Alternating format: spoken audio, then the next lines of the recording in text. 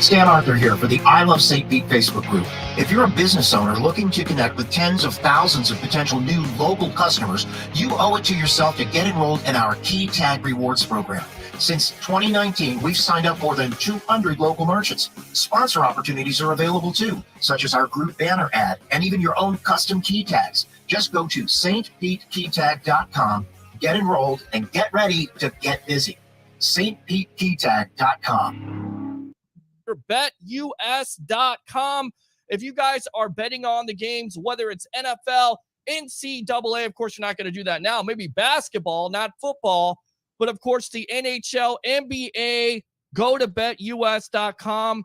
You get a 125% sign-up bonus. And also, if you use this code right here, the promo code of TSW22, which, by the way, stands for the sports web, TSW22, or call that number 1-800-69-BET-US. Again, 1-800-69-BET-US, and put in that promo code TSW22, and I would really appreciate that. I've had 27 beers spilled on me. Make that 28. I've only got one place to go before the game. BetUS.com. Sign up at BetUS.com and get the best bonuses in the industry.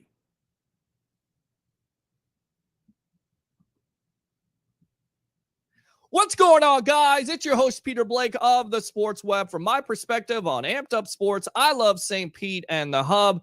And a great moment in Tampa Bay sports history happened on Thursday night at Amalie Arena, as not only the Lightning disposed of the Toronto Maple Leafs 8-1, but the captain, Steven Stamkos, surpassed Marty St. Louis with 954 points, all-time franchise record. Was it to anybody's surprise that he did it versus the Maple Leafs in a situation on a power play being fed by Victor Hedman or Nikita Kucherov? No. It's a great accomplishment. And honestly, it has to make you think that Stamkos could be the greatest Lightning player of all time. I mean, you look at his numbers: goals, points, even strength goals, power play goals, game-winning goals, and hat tricks. And that's saying a lot, ladies and gentlemen, because as you know, the Lightning have some great players in their history. A Vincent Lecavalier, a Marty St. Louis, a Nikita Kucherov, a Braden Point, an Andre Vasilevsky, and let me not forget a Victor Hedman. But you know what makes Stamkos the greatest player, in my opinion, in the Lightning history, is because he's had to go through adverse situations. Not only some of the failed expectations earlier on in his career, but also the injury history. And still, Stammer is the captain of the Tampa Bay Lightning. Make no mistake about it. With that being said, who could forget Game 3 in 2020, where he just logged 2 minutes and 47 seconds on his first shot to score a goal, to propel the Lightning to win their first Stanley Cup with him. And then, of course, they repeated. You would think he was done, but he's not. This year, 35 goals, 93 points. Unbelievable. You know what else makes Steven Stamkos Tampa Bay's own? Because he could have decided to go to the Toronto Maple Leafs and took more money, but he decided to invest not only in the Lightning, but the Lightning fan base. Congratulations to Steven Stamkos in surpassing Marty St. Louis. And in my opinion, he definitely is the greatest Tampa Bay Lightning player of all time. For another edition of Peter's Perspective, live on Amped Up Sports, the Hub, and I Love St. Pete, I'm your host, Peter Blake. It's Stammer time.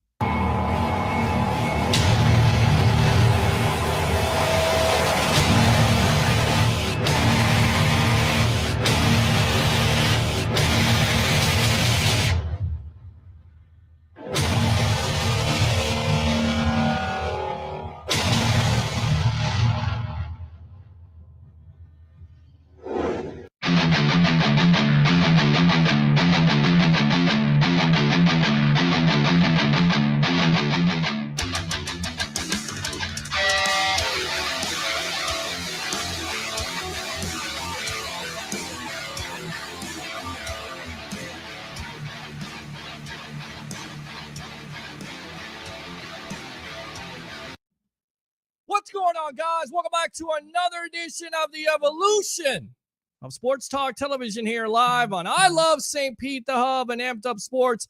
It's the Sports Web. I'm your host, Peter Blake, giving you something to think about. We are only 3 days away from the NFL draft, so let's start it out with the three things.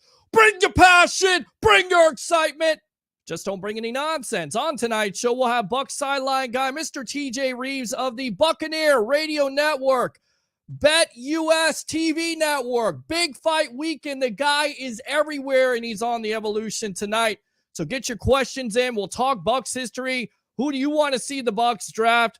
We'll have at 9:30, Chris Pinson of WCJB TV 20 in Gainesville talking about Florida Gator draft prospects, the NFL draft as a whole. At 10 o'clock, we will have Coach Dezmon Walker of the Chuck Smith Systems breaking down all the defensive line prospects in the 2022 draft. And at 10:30, we will have Jacob Charnow of 1252 Chicago Sports, the Hardcount football podcast. Guys, it's draft time. You know me. I hate Tuesdays.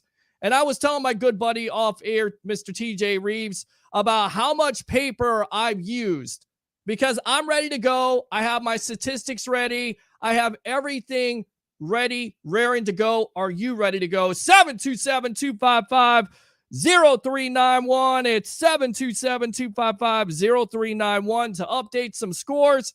The Rays are getting trounced by the Seattle Mariners 8-0. Thanks a lot for showing up. I'm not saying no need to watch that game, but if you have other choices, you may want to select them. I don't know, the Evolution right here. And then, of course, the Tampa Bay Lightning 3-1 in their last home game of the regular season over the Columbus Blue Jackets. And, of course, congratulations to Steven Stamkos with his 100th point of the season. First time he's done it in his career. Here we go. All right, so without further ado, we'll go ahead. I don't have an intro for him, but I'll just go to him. Bucs sideline guy. He's everywhere. Big fight weekend. Bet US TV, Mr. TJ Rives, friends of the show here. TJ Rives, thanks a lot for joining me here on the Evolution as we are 3 days away from the NFL draft. And what do the Bucs do at number 27? Welcome to the Evolution, my friend. Always good to be with you. Thank you for the invite. Sorry, I'm not clean shaven for you tonight. I just realized that looking backstage, I'm like, my mother's watching. She ain't happy. She ain't happy if she's watching tonight. Do you want me to make your night? I mean, you've already made your own night. Stammer's got 2 goals, by the way, in the game tonight with Columbus in the final home game after you were pumping him as the all-time greatest Lightning scorer. And even Marty St. Louis concedes that. So 2 more goals for him tonight. I want to make your night. Make my night. It is Tuesday night. That means the draft is 2 nights away. So you're right. Wednesday night, Thursday night, you only got 2 sleeps, brother, if you ever go to sleep before the NFL draft. In fact, 48 hours from right now, we're going to be neck deep in the first round of the draft. And here is hoping that we do speed it along a little bit, because it's not that I don't enjoy talking. Obviously, I'm here with you on the Sports Web. Sure. But I'm going to commence on Buccaneers Radio, 98 Rock, and in the Tampa Bay area, and 95.3 WDAE at about 7 p.m., right at 7. And we're going to start talking. And we're going to still be talking at 8 when the draft begins. And we're still going to be talking at 9 when the draft is going on. And the Bucs are still nowhere near on the clock. And we're still going to be talking at 10 while you don't quite need binoculars, but you still got to squint a little bit to see the Bucs. And we're still going to be talking at 10:30. And unless there's a trade up, we still got a little while. So I'm just saying I'm going to lozenge. I'm going to rest up the vocal cords, because it's going to be like 4 hours at least before we get the Buccaneers on the clock, it looks like, Thursday night for the 27th pick. But we're ready for it. We're ready for it. I cannot wait, and I'm ready to chop it up with you tonight. I'm absolutely ready, and people always wonder, why do you love the draft so much? Because it's the first football event I remember with my father, 1987, the first-round pick, Vinny Testaverde, where optimism springs eternal. If you're a Bucs fan, of course, that didn't necessarily work out, but you got the Heisman Trophy winning quarterback in Vinny Testaverde, and everybody around town's like, hey, we're going to go to the playoffs. It's going to turn around. That is my first football event that I ever I remember from still to this day. You actually have a similar memory that you shared on a great podcast that I also am a part of, the Buck Power Podcast Network. Go ahead and share that. Okay, so the year before, 1986, I'm a teenage TJ. You're a little guy, Peter Blake. Were you on the don't tell me you weren't on the planet in 86. I do not want to hear that on Tuesday night. Were you on the planet? I was born in 78. So you were on the planet. All right. I was about 8 years old. All right. So I'm teenage TJ. I'm a sophomore in high school, Plant High School, right here in Tampa, Florida. And at that time, the draft, the NFL draft, as I always like to relate this, was a one-day Monday morning through Monday evening event, a one-day event with 12 rounds. They just are just going, Peter Blake, for 12 rounds, starting at 8 a.m. in a smoke-filled ballroom in New York of a hotel with Pete Rozelle as the commissioner. And I honestly clearly remember this, that on that morning, on that Monday, April morning, the Bucs had the number 1 overall pick, and the big debate was, were they going to go ahead and draft Bo Jackson when the rumors were everywhere that he did not want the Buccaneers to take him and he was going to go play baseball. So I still remember I did not have my driver's license yet. I had turned 16 like a couple of weeks before the draft, but had not gotten my license yet. So my father's driving me to school, and I'm like, let me listen to the first pick. Before I go in, before the bell rings in high school. And of course, they went to a radio feed. It was not being broadcast in its entirety on the radio, but they went to a radio feed because we heard this very clearly on the radio. With the first pick in the 1986 NFL draft, Pete Rozelle says the Tampa Bay Buccaneers select running back Bo Jackson, Auburn University. And so I'm excited. Sure. Bo Jackson's going to come help solve things for Lehman Bennett's Buccaneers or the Yuccaneers. Right. No. Hold on. Didn't happen. Never showed up. Went to play baseball just as he threatened. That's the worst. I don't care what else you want to talk about. That's the worst draft pick in Buccaneer history. You draft number 1 overall, and the guy never sets foot in your town, much less into your facility, and puts the uniform on. Man, it was bad for that year, but at least it's been better in some subsequent years, and we've had some good times and some good memories. We have, and I also remember, I remember the 94 draft with Mel Kiper, of course, getting Trent Dilfer at the time, and again, another quarterback. It didn't necessarily work out. The one that I remember the most is the night before. I used to stay with my father, and we used to do these draft previews to get Mel Kiper or whatever, and just go through it. And like I said, I got like all this paper here, like all around. I just want to know, are there any trees left standing around your residence in Pinellas County for the trees you've been killing? Hold the paper up, show the people the paper. The man has been killing trees for days with all of his paperwork here for the draft, of his notes, everything he's got printed out. All right, so 97 is what you're talking about, and that was on the heels of getting Warren Sapp and Derek Brooks in 1995. Oh, by the way, getting Mike Allstott in the second round in 96. Yes. And then you follow it up with, in 97? Warwick Dunn. And the reason why I say that, I'm a Florida State fan. I watched him. I saw him ever since he was a freshman, 93, when he went 75 yards his freshman year at the Swamp. Yep. And I'm just like going crazy. And then, of course, they had another number 1 pick at the time because I believe they traded with the Chargers. They picked up an extra number 1 pick. They picked at 16, and they get Riedel Anthony. And look, I'm not a Gator fan at the time. I hate the Gators, but I saw Anthony and, of course, eventually Jaquez Green, who was ended up being a second-round pick for the Bucs. And you think, look, they killed Florida State. They're going to do the same thing with the Tampa Bay Buccaneers. So you're absolutely going crazy at that point with Warwick Dunn. Remember that one.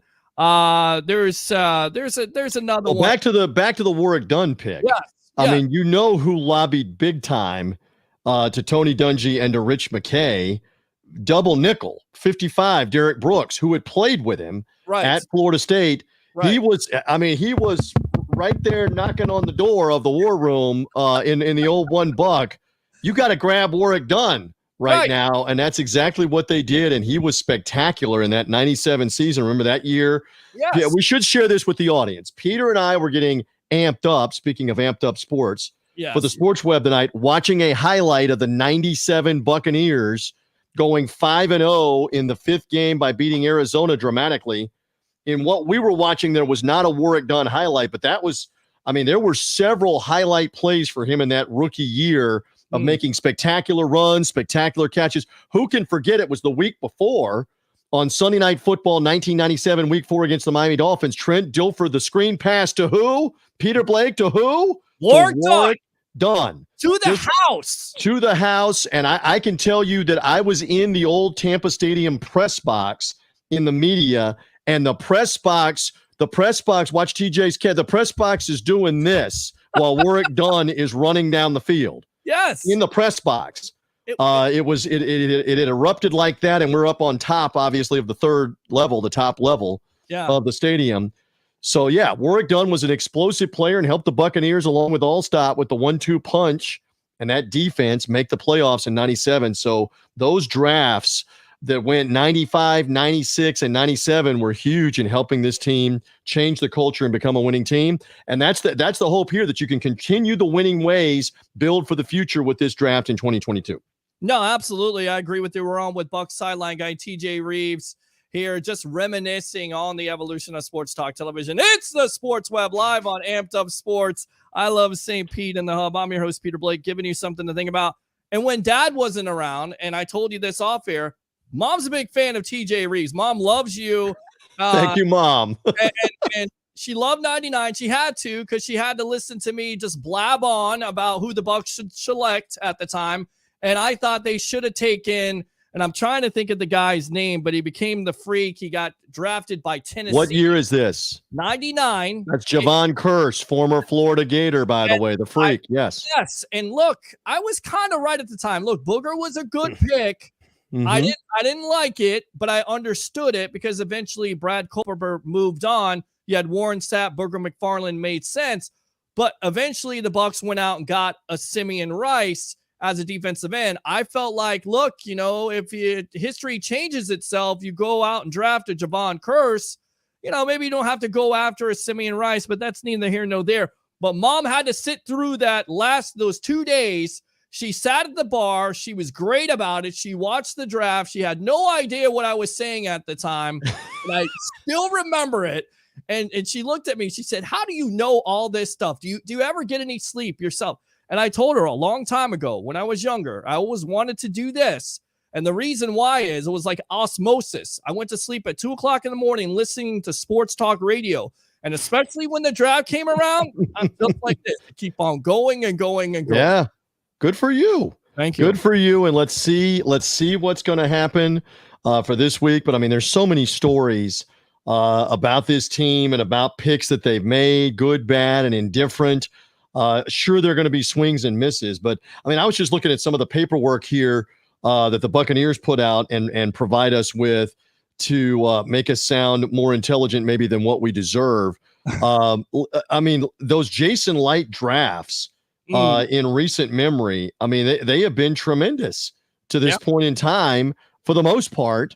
Yeah, again, you're gonna have a swing and a miss here and there, but I was just looking here. All right. Jason Light's first round picks, Peter Blake, are Mike Evans in 2014. Right. How did that turn out? Turned out great. Did not have a first round pick in 2015 because you had dealt it for Darrelle Revis, I believe, previously. Well, 2013 didn't have a pick. 2013 didn't have the pick. So who was the 2015 first round pick? I'm trying to go back in time. Jameis.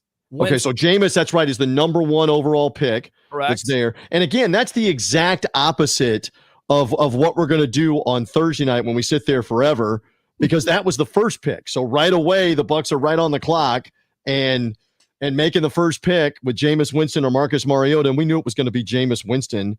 Yeah. Now it can be told because half the Buccaneers staff behind the scenes had gone to Bessemer, Alabama. They weren't going to Bessemer, Alabama to not pick Jameis Winston. They didn't go to Honolulu, Hawaii, where Marcus Mariota was. Flight a little longer to get to Hawaii than it was to Alabama. So, of course, they're going to take Jameis that year. But, I mean, you've had some first round picks that have hit obviously for this team. OJ Howard is one that comes to mind who did make a contribution, but had some injuries. Obviously, can I expound? Because this one hurts me because this was the repeating of history, in my opinion. You have an opportunity to get a Florida State running back. I know where you're going, Dalvin Cook. I know where you're going. Keep going. And all you heard from the media, you don't draft a running back in the first round. Oh, you really don't draft a running back in the first round? But Dalvin Cook, I get it. He's had injury trouble. But what could have been if you get a Cook, and what you hear is the reason why the Bucs organization didn't draft him is because locally he had some trouble there. But what could have been if you pair him with the Jameis Winston? You have that running game. You don't necessarily have to spend that draft capital on a Ronald Jones who had some flashes of brilliance, but now is not a part of this team. You're still kind of trying to find a running back. I think Leonard Fournette has solidified that, by the way. He was a first-round pick, 4th overall to the Jacksonville Jaguars. And I get it. I understand it. OJ Howard, a tight end, value at that point. He was a top 10 pick. He falls all the way to 19. But still, to this day, I will just shake my head. What could have been with another Florida State running back in Dalvin Cook? Just saying. Yeah, and you have that throughout Buccaneer history, where this team took the late Keith McCants at linebacker, one pick in front of Junior Seau, the late Junior Seau. Might have been a little different if that was the case back in the 1990s. But in any event, I mean, after the pick of OJ Howard, look at the 3 drafts, 2018 through 2020. That's Vita Vea, defensive tackle, looks really good right now. Pretty good. Devin White, 5th overall, when there were some people questioning that pick for the linebacker out of LSU. Yep. And then Tristan Wirfs in 2020. Are you kidding me? Where the Buccaneers get what appears to be a 10-year or more, depending on health, Pro Bowl tackle in the first round. Again, Jason Light, and I keep saying this, in Jason Light we trust, and now in Jason Light and Todd Bowles we trust to go get some players. And then last year, of course, it's Joe Tryon Shoyinka, the defensive end from the University of Washington that we hope will blossom some more. He showed some flashes last year. So I would say overall under Jason Light, Mike Evans, Jameis Winston had a winning season, by the way, in year 2 in 2016. I know a lot of interceptions, and he is eventually gone. Sure. OJ Howard, Vita Vea, Devin White, Tristan Wirfs. Jury's still out on Joe Tryon Shoyinka. That ain't bad in the first round, Peter Blake. And I'll tell you right now, the other picks, the later picks, the secondary. I mean, Jamel Dean, of course. You got a Carlton Davis, Sean Murphy Bunting, Antoine Winfield there. Yes. Jordan Whitehead, you lose him. I think you get him in the 4th round. I mean, Jason Light has done his due diligence. Chris Godwin in the 3rd round, by the way. How? Ali Marpet in the 2nd round, a Pro Bowl guard, along with Donovan Smith at left tackle. How do you get a Godwin in the 3rd round? I mean, that to me in itself, some scout should be fired for that. And what you're going to hear is, well, his separation speed at the time is 40 speed. It wasn't a burner. He wasn't 4.3, 4.4. In your opinion, you've watched the draft over the years. Is that the most overrated thing out there, that whole talk about 40 time? I think probably, yeah. I mean, because there, and then coaches talk about this too, and I've done this for a long time. There's a difference between track speed and game speed. And Chris Godwin is not a game breaker, not a burner, but he's not slow. You know this. And for the audience that's watched him, he's not slow. No. And he is a guy that can get separation and can go take a ball 40, 50, 60 yards at times once he does.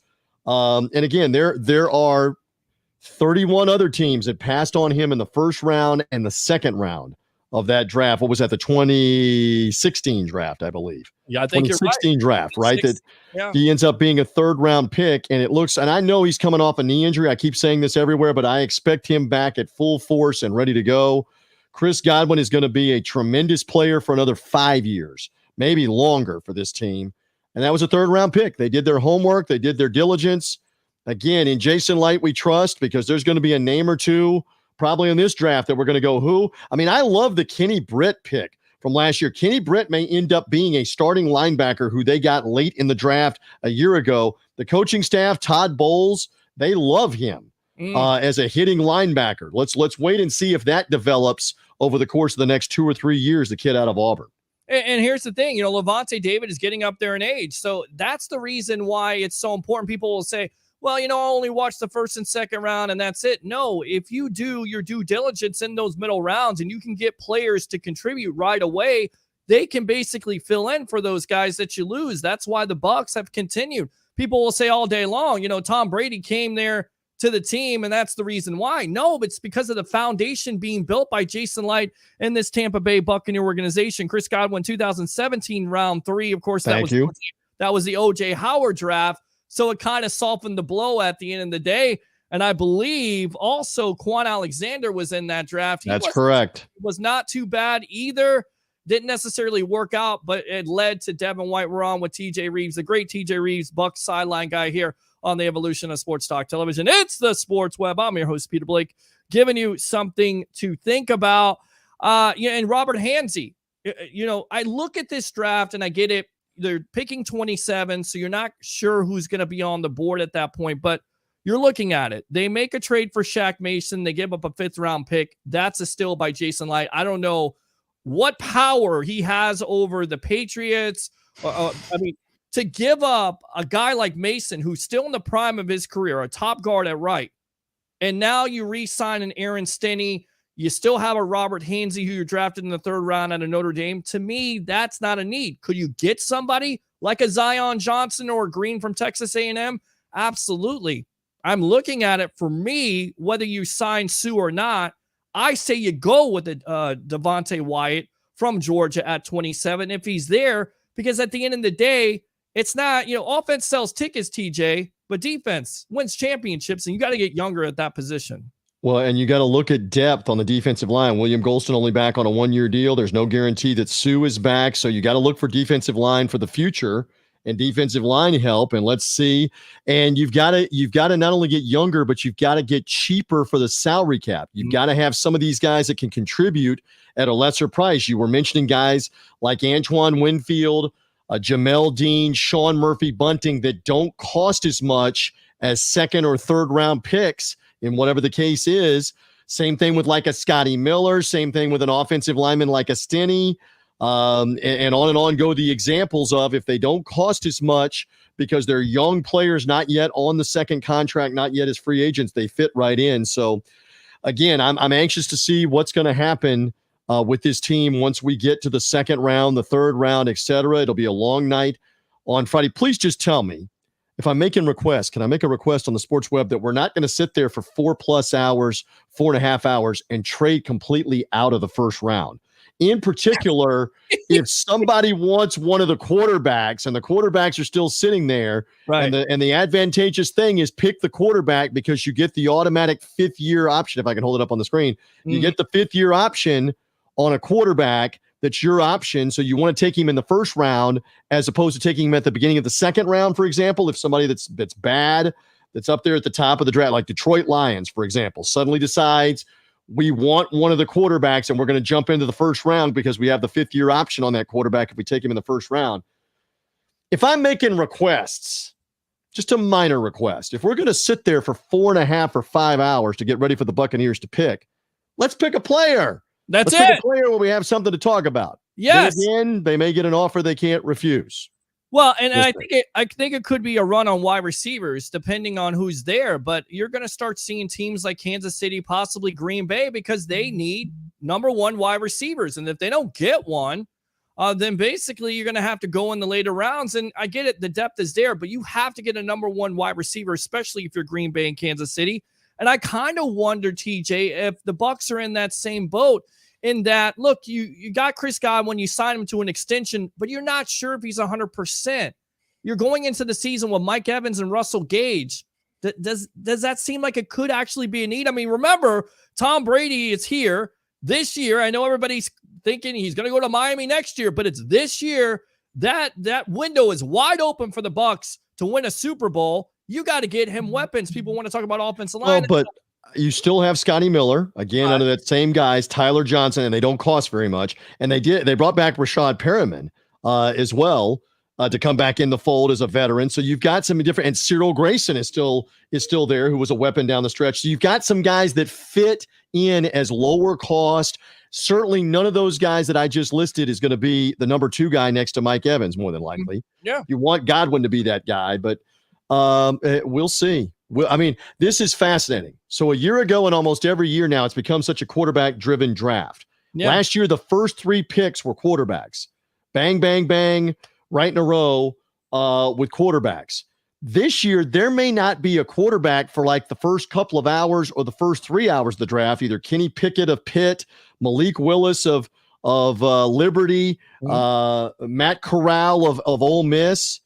Might there be 4, 5 or more wide receivers before a quarterback is ever taken? That's part of the intrigue for Thursday night coming up 2 nights from now. We'll see, my friend. I mean, absolutely. And if you believe the rumors, which you shouldn't, because it's always, a time for all this misinformation, the Lions supposedly are going to draft a quarterback at number 2. I don't believe it, but, maybe they're trying to get a team up there to trade up. Who knows? TJ Rives, thanks a lot for your time. Go ahead and promote yourself here on the Evolution of Sports Talk. You've done a great job. Again, you can find me at Bucs Sideline Guy, and I'll be part of the official Buccaneer draft coverage on sports radio here in the Tampa Bay area. It's also going to be on the Buccaneers mobile app, etc., starting on Thursday night at 7. And we'll keep talking and keep going until the Buccaneers make a pick. And hopefully that is going to come somewhere around 11:15, give or take, if they keep the 27th pick and don't move up. Somewhere around 11:15, 11:30 Eastern time is when the Bucs should be on the clock. So it's going to be a long night, and I'm ready to go. Let's see what they do at the end of this first round. Remember, last year we waited all the way until the very end because they were picking 32nd. The pick was right around midnight. Yep. Like 12:05 in the morning, something like that. I went Joe live. Tryon show. It might have even been later than that, Peter. It was 12:30. I went live, and Lord, it was 12:30. I thought I'd forgotten that. I was coming off of COVID at the time, and I didn't have a platform. Thank God I have one now. And, just coming off of COVID, seeing that, and I felt like I had to do that for the fans out there of the sports web. Come on, talk about JTS. And let's hope that we don't make you wait till, I don't think we will, till 12:30 on Thursday night. We'll see what happens. Listen, always great to be with you. Keep up the great work. This man has done his homework. Hold up the dead trees again. Look at the documentation here that's all over the place for the sports web. I mean, he's got documentation galore, and turn that around so they don't just think that's blank paper. He's got all kinds of notes. Look at that. Printouts, notes, the whole thing. My man is on it for the draft. I'm looking forward to more of the show tonight, and let's see what happens on Thursday night. All right, the great TJ Rives, Bucs Sideline Guy, of course, of the Buccaneer Radio Network, Bet US TV Network, and Big Fight Weekend. One final question. We'll get out to Chris Pinson. We'll read these comments. Mike Tyson versus Jake Paul. Your thoughts? Never. Everybody asking me about it. Who do I think? Never going to happen. First of all, Mike fought a tune-up fight with that guy on the airplane about a week ago and beat the daylights out of him. Jake Paul, though, you're the Rolex guy. Jake Paul's your guy. Jake Paul allegedly back in August against somebody, Peter Blake. So let's see what happens with him. But I think Tyson is largely done with the exhibitions and whatever. I agree. Good stuff, TJ Rives. Thanks a lot for your time here on the Evolution. All right. Go Bucs as always. Keep up the great work on the sports web, my friend. Thank you. Absolutely. Thank you. There you go. Just reminiscing about Bucs draft. I mean, if you're a Bucs fan and you didn't, go back into your childhood, you don't got a pulse. Or maybe you're not a Bucs fan. Who knows? I mean, Roger Shoe's out there right now. We'll go ahead and give him this. We'll get out to Chris Pinson here in a moment. Let's go ahead and read these comments. Let's go out to Troy first. Thank you, Jeremiah. Hello, everyone. What's going on? We'll fire those cannons. Let's go out to Robert Horton. What's up, guys? From Albuquerque, New Mexico. Gotta love that. Woo! All right, let's go out to Troy again. Tuesday night special. Yes. Because this is my time. This is my Christmas. And I go back to my mom all the time. This is your Christmas. She knows. I could care less if I got a date this week. I could care less if I got a wife or kids this week. You know why? Because it's NFL draft time, baby. It's time to work. It's time to go to work. This is what I love. This is it. NFL draft. All right. Let's go out to Troy. Do a show every night. We shall see. Robert says, hands down, Peter. Absolutely. I think he's commenting about Steven Stamkos. Lightning are a good team. They don't suck like the Rays. Yeah, you know what? I will give you, though, about the Lightning being a good team. Woo! All right, that's it. Let's go out to Christopher Cole here. Congratulations to Stamkos on the 100-point season. Absolutely. Troy says, read my comments. WTF. I'm doing that right now. Roger Shue. Biden called Gary Bettman. Gary Bettman.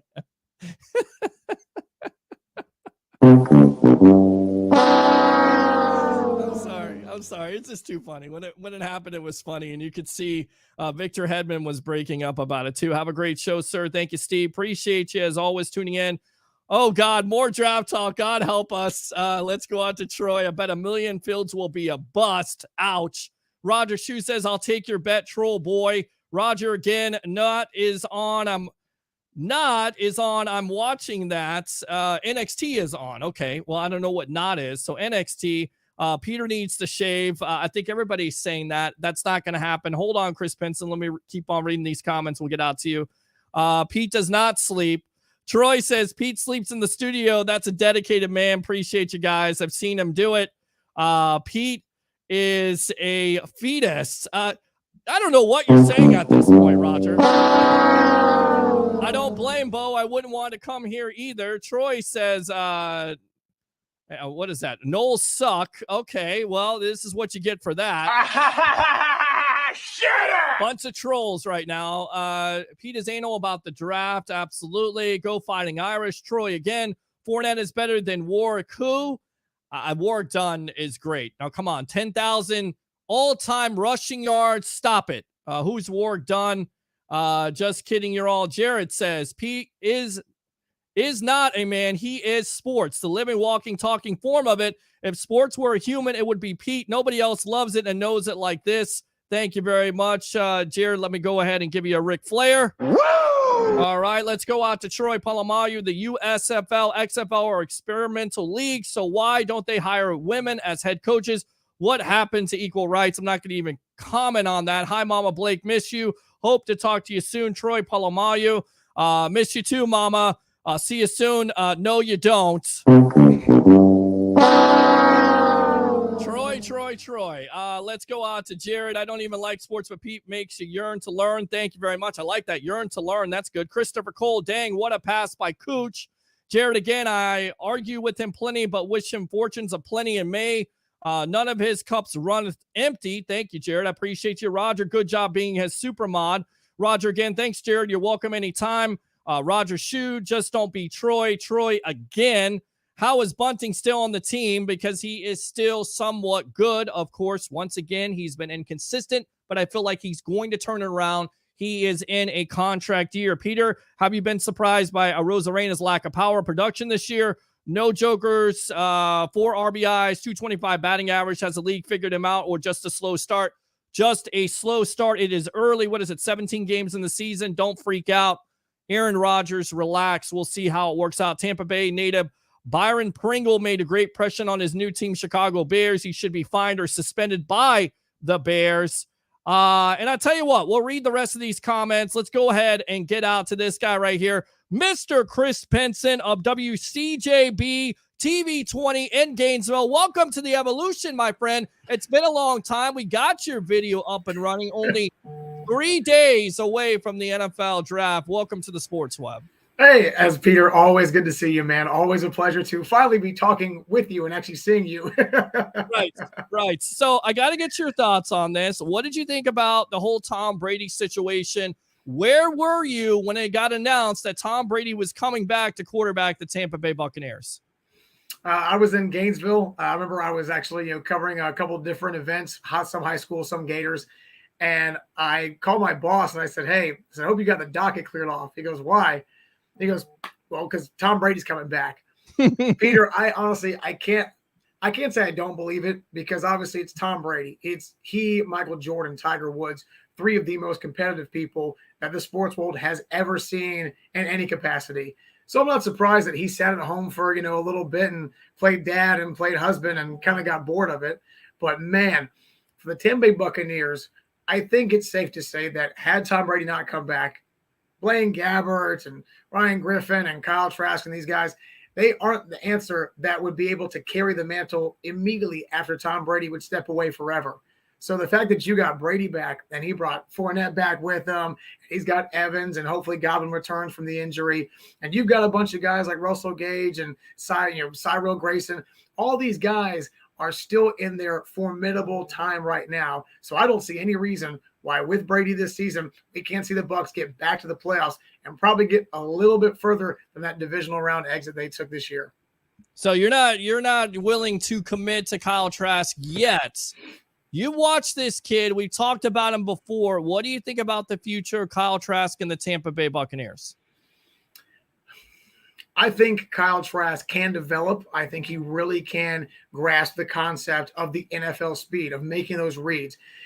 But last year, he was a rookie, played in a couple preseason games, and looked like a rookie. He certainly did not look like anybody that we imagined, oh, yeah, give this guy 1 or 2 years, or, yeah, he's just like Tom Brady. He can come in at a moment's notice, and there's no difference.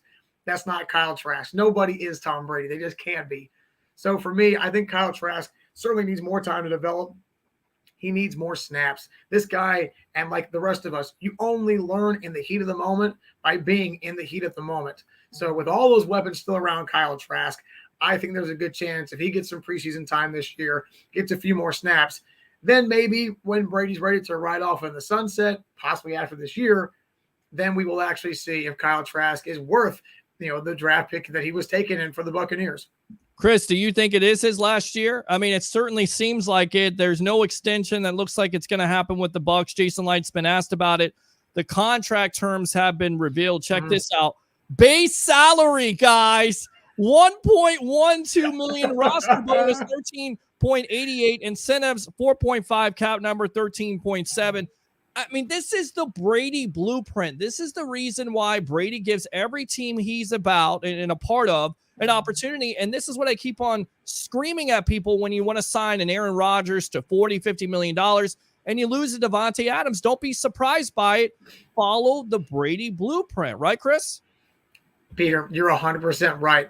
It kind of does drive me wild, and it drives me crazy that so many NFL teams are doing this.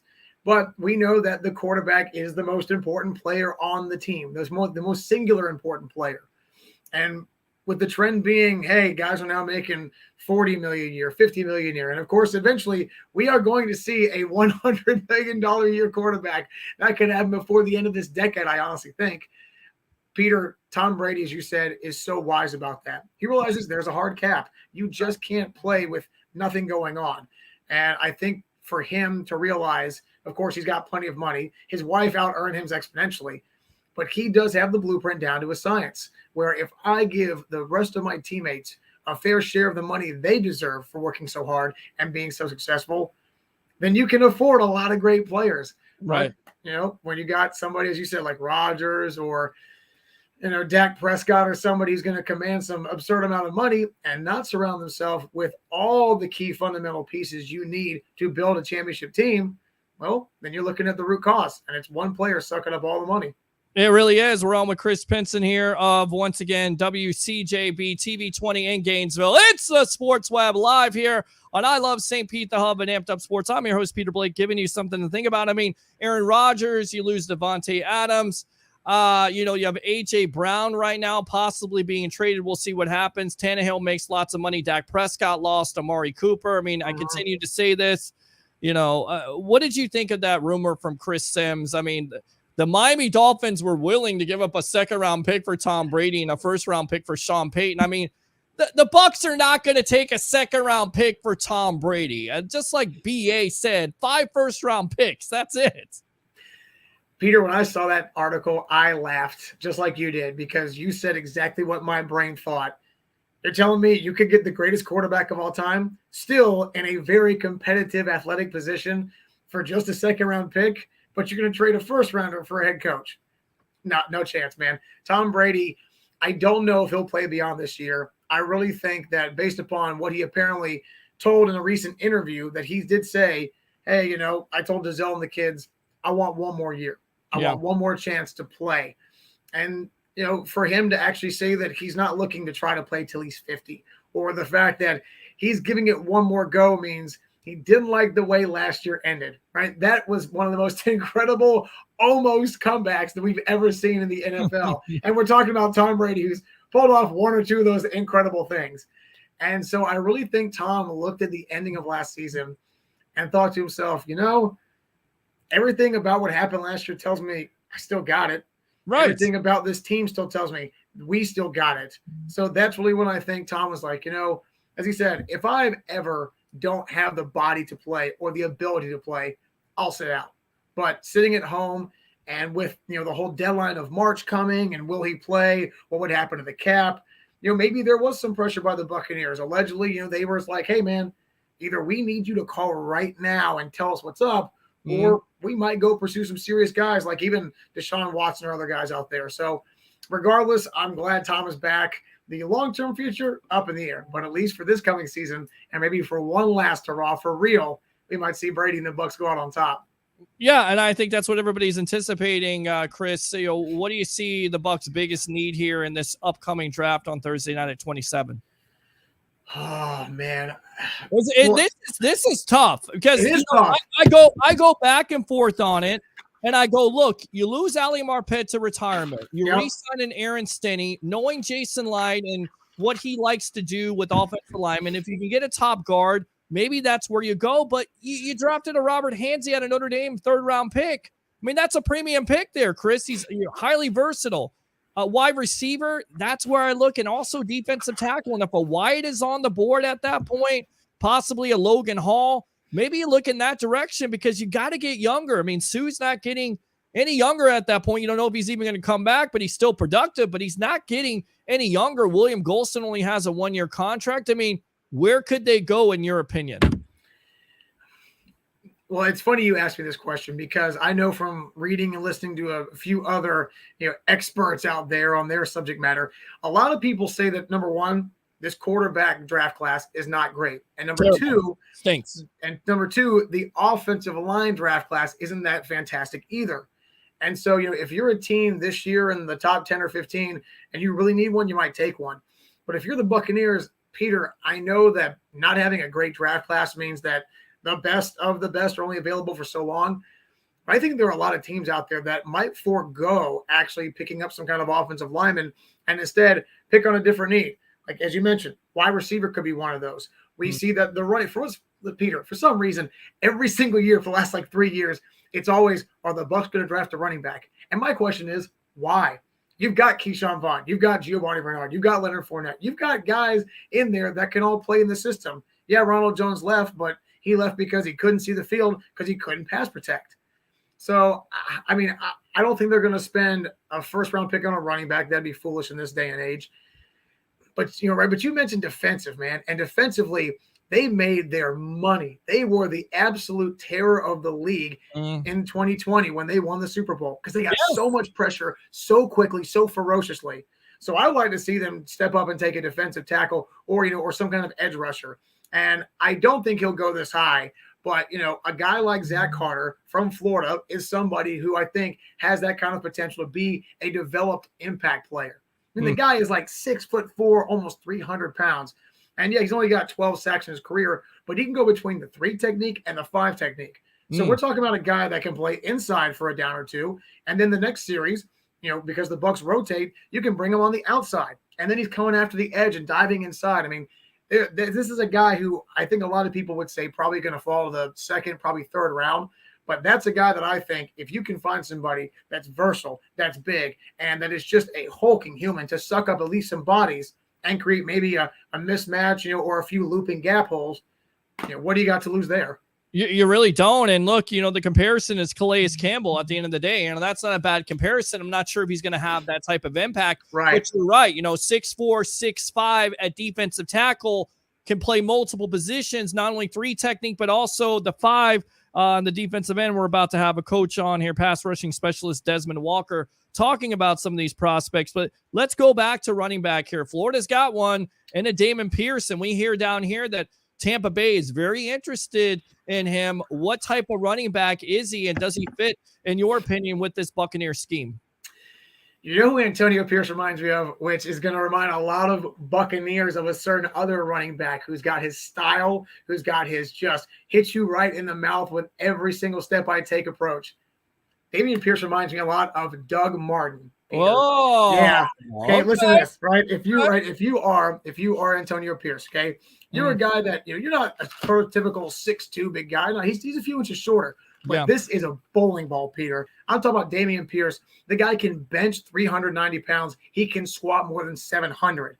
And if you go on and you turn on the tape, you're going to find that in the 13 games he played, he scored a touchdown per game. Heck, Peter, he scored a touchdown every 7.5 carries last season with the Gators. And when you watch this guy, heck, the best example I can give you to see just how ferocious and tenacious and determined he runs the football is go watch the FSU game last year. Final game of the season. Didn't have Dan Mullen. We had fired him already. Greg Knox is your interim coach. And there was a play where Antonio did not get to score. Sorry, Damian Pierce did not get to score. And Damian was running, got met and stopped before the goal line, lost his helmet, and then continued to crash through FSU defenders until he ran across the goal line for a touchdown. That's the kind of heart this guy has that I think any locker room would be happy to have. Yeah, and then look, I think they draft a running back because, Chris, they're not really sure what Keyshawn Vaughn gives you. I mean, I get it. They drafted him out of LSU third-round pick, but he hasn't really shown them anything. And then on top of it, you lose a Ronald Jones. And at the end of the day, no matter a BA or Todd Bowles is running this offense, if you're going to put a running back there, he's got to do three things. He's got to be able to pass protect, catch the ball consistently, and not put the ball on the ground. Let's move to cornerback. And I know there's a lot of Bucs fans out there that have a bad taste in their mouth, if you will, from the Vernon Hargreaves move. So they wouldn't consider a Kaiir Elam. But what do you say about the kid at cornerback for the Florida Gators? What can you say about this guy? I mean, he's 6'1", nearly 200 pounds, and he's the kind of corner that you love to have on your team if your scheme is about a press man coverage. Right. A la Todd Bowles, right? Todd Bowles runs a lot of those zone blitz packages where you got guys flooding up the middle or coming off the edge, and you're generally out there on an island, and your job is to make sure the guy that you're guarding doesn't get behind you. And if you can jam him up and throw off that timing, that's how you succeed in that play. That's Kaiir Elam. Yeah, he's a bit aggressive at times. Sometimes he does get flagged for holding or trying to get the guy in the hip, but he's a guy that seems to have all the tools, and he's very focused, Peter. In his conversations, he's not the most conversational person, but his answers are focused, and he understands what he needs to do and how the unit needs to perform to get better. So even though he comes from a secondary that 2 years ago gave up a ridiculous amount of points, 30-plus points a game, 450 yards, and last year was better. Personally, this guy individually is somebody who can play on the line, shadows receivers well, and knows how to, with a 4.39 speed, keep up with the best boys and keep those guys from getting over the top on you. Yeah, the talk is, look, he can't tackle, but can he cover? And if he can cover at the end of the day, and some people compared him to Carlton Davis. Carlton Davis athletically, he's nothing to write home about, but what he does is he'll lock down your receiver with his physicality. He doesn't have that blazing speed. He has that physical nature about him, that technique that the Bucs love. We're on with Chris Pinson here of WCJB TV 20 in Gainesville. What are the it's tough sometimes to get it here on the Evolution. It's the Sports Web. I'm your host, Peter Blake, giving you something to think about. What is the mindset of the Florida Gators? Changing coaches. Is there optimism there? Did they get it right? What do you hear? What do you hear from the fans there? What's the pulse? The pulse is from Gator Nation. They are still waiting to see what this team's going to become. We just had the spring game 2 weeks ago on Thursday, and it was a lot of fun to watch. There were certainly a lot of things to clean up in that game. That's also mainly due to how injury depleted the team is. The tight end room's like a ghost town. Normally in practices, a lot of times when they go inside for drills, those closed off practices from the media, they couldn't run at least 20 plays or more that they wanted to because of that lack of depth on the roster. So depth is an issue, being healthy is an issue, but for the most part, Peter, I can tell you that just by asking the various players they'll bring in front of us what it's like with this coach. And they've talked about how the food has improved, the nutrition's improved.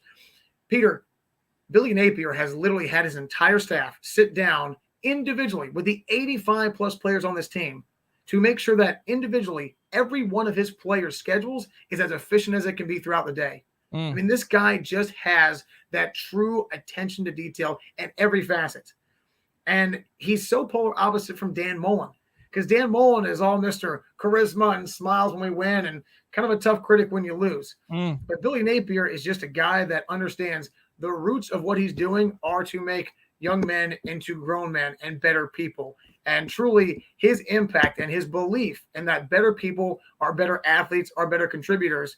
So far, the morale is high. The team likes playing for him, and the leaders on this team have given him their backing and vote of confidence. Yeah, absolutely. And I talked to Titus O'Neil. I'm actually trying to find that right now because he's a Gator fan. Of course, he played for the Gators. And he was saying it, look, there's something wrong with this coaching staff. They got to turn it around. And hopefully it's all about details here as I'm just looking right now. And I don't think I have it here, unfortunately.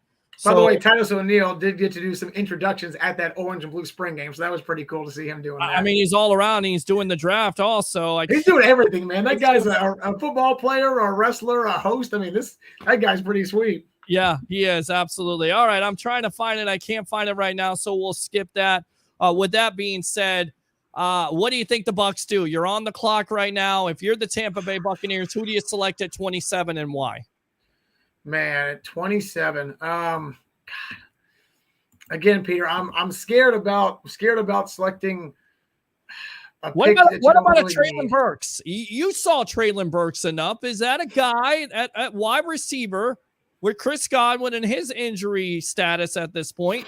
Is that a guy that you would be happy to be in a Bucs uniform that could add something to that offense with all those weapons, those plethora of weapons, if you will? Once Godwin gets back, you have Mike Evans, Traylon Burks. Is that somebody you like? I don't love him, and I think that's right. I think that the receiver room and the running back room are fine the way they are personally.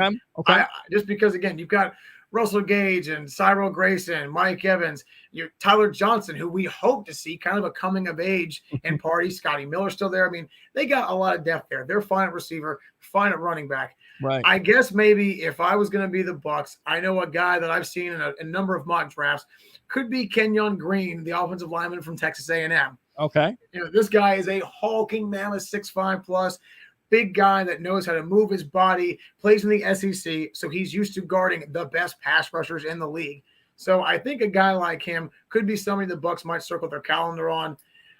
Again, could Kaiir Elam come into play that far down the hill? Maybe. I don't know. I know the Giants are now interested in him. I've read that on a few different outlets.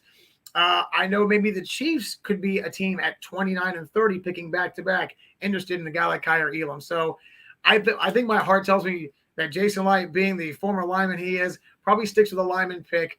But you know what? If Kaiir Elam is there late in the first round and you want to help continue to add some depth, add some talent to that secondary, might not be a bad you got to go get.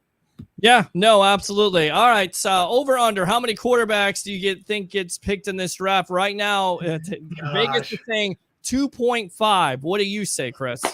First of all, don't we round up when it's 5 or more? It's going to be 3 on the number. That's so stupid. What are you talking about? Is Baker Mayfield? Because I was looking back at 2018 today, and I said it best. I said Baker Mayfield is going to be a bust. He reminds me of Johnny Manziel, and sure enough, that god-awful statue Oklahoma of him, I mean, he's a half a quarterback. I mean, how many quarterbacks are we looking at in this draft, Chris?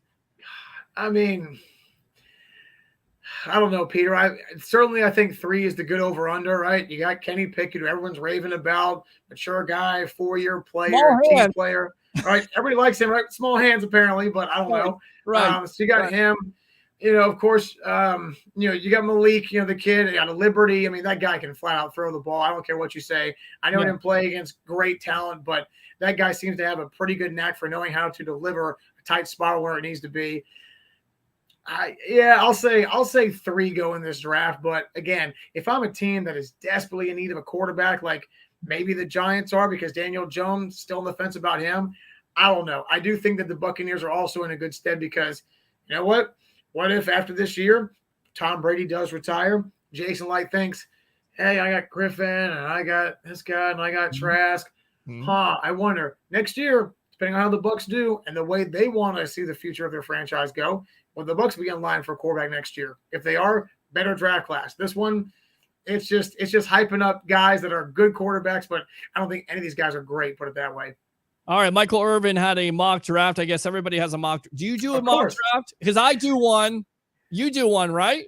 We don't cover the pros much, so I don't do that many, but I try to do more Gator mock drafts. So at least that way, I'm trying to figure out where these guys go and try to think like an NFL GM without getting that deep in the weeds. Yeah, that's it. All right. Michael Irvin says, perfect pick for the Tampa Bay Buccaneers. He's not as good as Antonio Brown in the immediate areas of the football field, but he can get deep. Tom Brady can now feel pretty good about his receivers again and maybe even get back and win his 8th Super Bowl. Do you know who that is? Drum roll. Jahan Dotson out of Penn State, 5'11", 183, 443 in the 40. And Dennis Phillips, who we have on here of ABC Action News. Of course, he loves Penn State, has nothing but good things to say about him. 91 catches, nearly 1,200 receiving yards, and 12 touchdowns. A burner. Wide receiver once again. Yeah, I'm looking at this and I'm thinking, look, Tom Brady has already come out and he's already recruited Russell Gage, and there's a possibility of getting a Julio Jones. What if I told you? Oh my gosh! Don't even say it out loud. That the Bucs are going to go wide receiver again because they want to make. Or tight end. People keep on talking about tight end. Where do you lie on the Gronk situation? Do you feel like he's going to come back? And could you address that? Because our buddy here, Blackie out of Georgia, he loves Trey McBride. What about tight end the first round? Man, spending a tight end pick on your very first selection of the draft, wow. Yeah. That would be a stunner to me. Because no offense, but last year was the year to do it. Hence why you had Kyle Pitts pick number 4 overall, the highest drafted tight end ever by the Atlanta Falcons. Again, Peter, I see a need at tight end because obviously you got Cameron Brate and a couple of the guys that are serviceable, right? You don't have like a Brate and Gronk combination just yet. It's still early for that. I personally think that Gronk will come back. I think if Tom picks up the phone, calls his best bud and says, hey, man, look, I know I kind of, tricked everybody and I'm sorry if I hurt your feelings, but this is Tommy's last season, and Tommy Boy needs his star tight end to go out in the sunset with them. It'd be the perfect way for those two to leave the game, right? Yeah, no, absolutely. I agree with you. Kadarius Toney is also on the trade block. Any interest for the Tampa Bay Buccaneers? I mean, what do you know about Mr. Toney and the New York Giants? We hear all about him being explosive. I tell you what, we'll get back to that in a moment. Let's go out to our update here. Mr. Leo Haggerty, the legend himself on Amped Up Sports. You're just getting back here. We're live on the sports web, by the way, because I'm doing a show all week from the Lightning game. Tell us about it. You're on with yours truly, along with Chris Pinson of WCJB TV 20. If I can get that damn thing right. It's a mouthful, man. It's okay. Go ahead, Leo. What do you have to say, my friend? Welcome. You know what, Peter? If ever there was a game where a team was going to mail it in, the Lightning played back-to-back Saturday, Sunday, beat the heck out of Florida, traveled up. Oh, yeah, went up to see the president in Washington and came back. So they've had 3 games, 4 days, and a trip to Washington, and they completely dominated the whole show tonight. What was the final score? Because the last time we checked, it was 3-1, and the Lightning have been on a torrid pace, if you will, coming into the game. 22 goals versus 7. So how many did they score tonight after the 3-1? Did they go 3-1, or what was the score? I thought I predicted 5-1 in the beginning. It ended up 4-1, and Stamkos and Kucherov had 4 points each. And by the way, what's special about this, Chris and Leo, is this is actually the first time that Stammer has had 100 points in his career. I mean, talk about this, man. This is definitely a comeback season for him, right, Leo? Well, yeah, and understand this. If he'd have played with LeCavier and St. Louis and Kucherov all his career, he'd have had 100 points, believe me, because there are no better setup people than those 3 guys in all of hockey. What else did you see from the game tonight? Vasilevsky's back. And again, I, I asked Stamkos, said, "Where you got a great answer?" I said, you're on fire now. What's clicked the last 4 or 5 games? He said, well, people were saying. I go, okay, this is going to be fun. And he basically said, hey, everybody thought we were down and out, and we're a veteran group. We know what we have to do to make the playoffs. And all of a sudden they flipped the switch, and here we go. And they're scoring goals in bunches. And we're on with the legend himself, Mr. Leo Haggerty, live from Amalie Arena tonight as the Tampa Bay Lightning beat the Columbus Blue Jackets 4-1. They finish out the season on Thursday night on the road versus Columbus. What about Cooper? How does he feel about it? Is he still, kind of saying, you take one game at a time? What was his attitude tonight about his team's performance? You know what, Peter? I asked him a very interesting question. Last year he was asked, what would it mean to be back-to-back Stanley Cups? Right. And I said, I'm paraphrasing you, but you said anybody can win one. To win two is special. It's been 42 years since anybody put 3 together. What would that mean to you and the organization? And he expounded for about a minute and a half. Well, and again, he is so proud of this team with what they've been through and what they've had to go through and what they've conquered. So I would not want to play Tampa Bay in the first round. That's for sure. Yeah, and Chris, you got a question for Leo? We got Chris Pinson on from Gainesville here. Used to be a local guy here with one of our mutual friends here, JP Peterson, the JP Peterson Show, who does Lightning Vision. Chris, go ahead and ask Leo a question if you want. All right.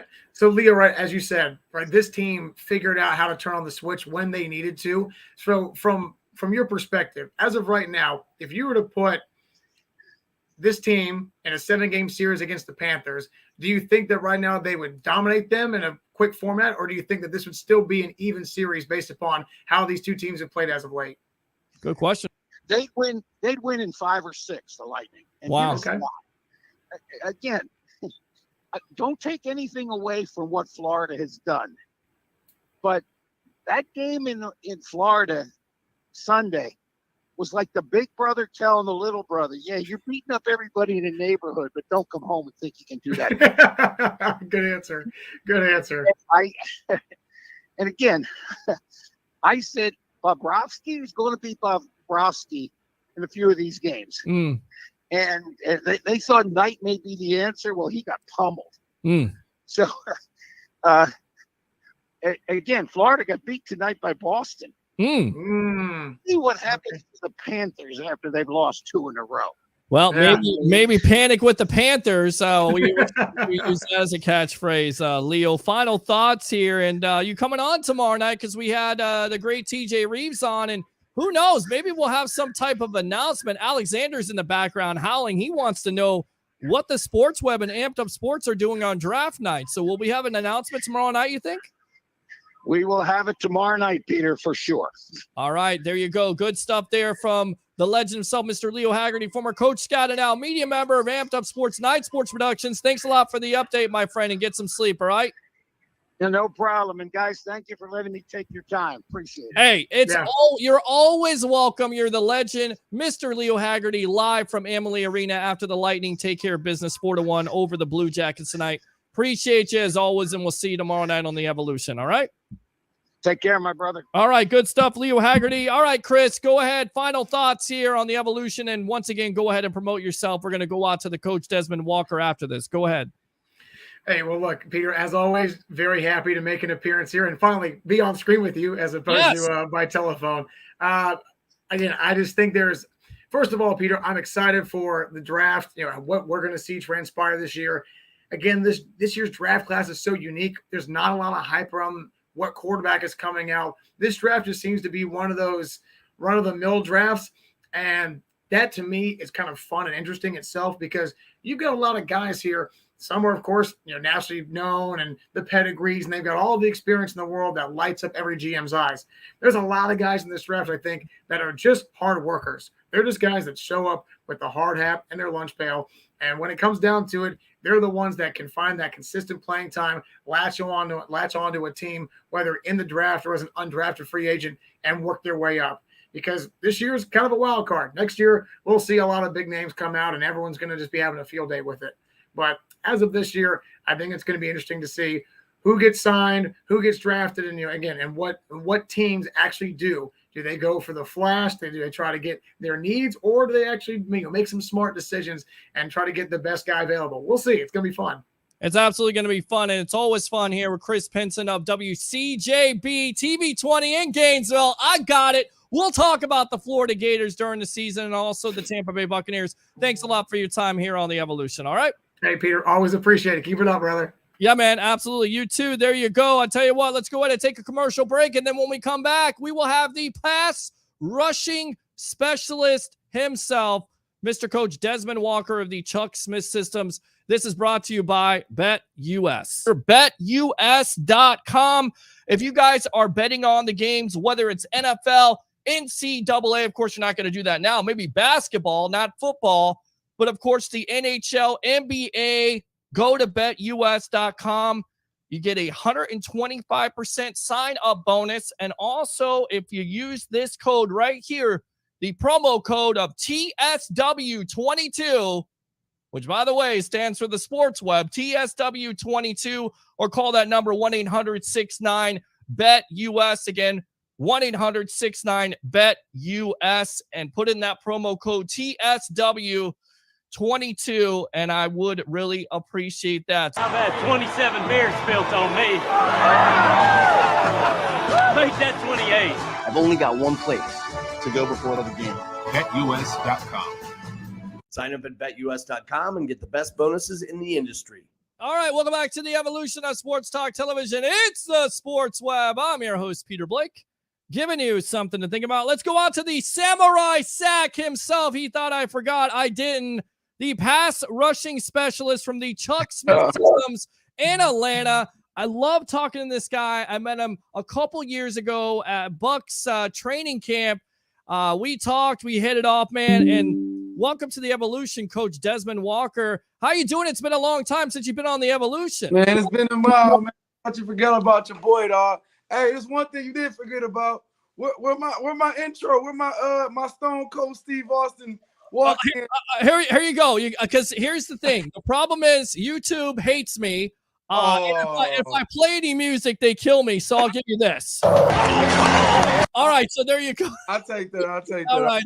I would love to play intro music for everybody. We'll figure it out, Samurai Sack. But actually, I'll give you this. Flawless victory. For Mortal Kombat, and that's what you want your pass rushing specialists to do. I mean, talk about yourself in case they don't know who you are. Go ahead and introduce yourself, Coach, to the Evolution. What's going on, the Evolution Sports Web? I'm Coach Dez Walker, pass rush specialist out of North Atlanta alongside Chuck Smith. Man, there's a lot of guys I work with, from Bud Dupree, Cam Hayward, Grady Jarrett, Max Crosby, Gerald McCoy. There's a plethora of pass rushers that I work with, both college, high school, NFL, the greats. Shoot, some days I might work with one of the top pass rushers at one time in the morning, and later on I might work with the next up-and-coming Aaron Donald that's going to come out or whatnot. But all in all, I'm a pass rush specialist. I teach moves. I teach pass rushers how to dominate by teaching them what the greats want to do. And the greats want work moves. I'm Coach Dez Walker, originally from Detroit, but based out of North Atlanta. All right, love it. Good stuff there. Of course, he's worked with NFL athletes, but of course, we're going to talk about the 2022 draft because that's what I do. I told you it's 3 days away from the NFL draft. Much has been made here about Aiden Hutchinson possibly being the first-round pick, but now we hear rumors of Trayvon Walker out of Georgia. Now, look, I get it. He's got great bend and great potential, but only 6 sacks in his career. Are the Jaguars making a mistake by going with a Walker over a Hutchinson? Why or why not? Now, here's in the Jaguar situation. They're trying to find an identity, right? Mm-hmm. Now, with everyone knows that you build an identity through the trenches. So when you build an identity through the trenches, I'm more prone to take a for sure. What I think Aiden Hutchinson is a 4-3 for sure, 4-3 DN, but they will make him stand up in times and situations. But if I'm with the Jaguars, man, I'm going with Aiden. Now I love getting my middle linebacker going early as first, but with him, he has a lot of the intangibles, the work hard. He's gonna be there. He reminds me, not necessarily play style of your Buck fans, your Levante Davis. He's gonna work hard. He's gonna put his hat. He's gonna be everywhere on the play. He's gonna rally the troops around him. So if they're looking for a culture change or whatnot, I can see that. But if you're looking for an instant impact that's gonna cause chaos around that corner and around that edge, man, I'm going with Addison. Yeah, I'm telling you right now, I mean, you look at his statistics, 62 tackles, 14 sacks, 16 half for loss. I mean, what's this kid do? When I look at him, I see a Joey Bosa. Is that what you see with Hutchinson out of Michigan? Bosa, no, not necessarily Bosa. I'm more on the edge of a Kyle Vanderbosch. Okay. I like his his mentality. He's extremely and shockingly athletic for a lot of the guys who don't, haven't really paid much attention to him. He can get upfield. He can get vertical. He can. I don't see as much wiggle as I would say compared to the Bosa brothers, as they like to go in and out right now. But he's a true speed to power type guy, and then you might get some hand movement, or what you guys would say finesse moves with his side scissors off the edge. But I'm looking more as a younger Kyle Vanderbosch on the Tennessee Titans.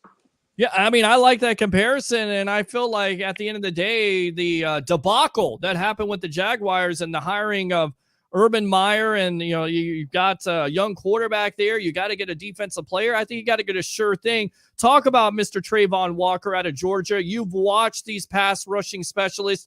You told me months ago, Pete, watch Georgia. They've got the guys. They got the juice. Oh, absolutely. They got the juice. Man, with Walker, he's he rallies the troops. Everyone wants that. Put it like this: Ray Lewis been out the game for a minute, so we need that next guy that's like, hey, it's me. I'm me. I'm what the young kids like to say. I'm him. I'm gonna rally the troops. I'm gonna bring guys together. People are not just gonna feed off of my.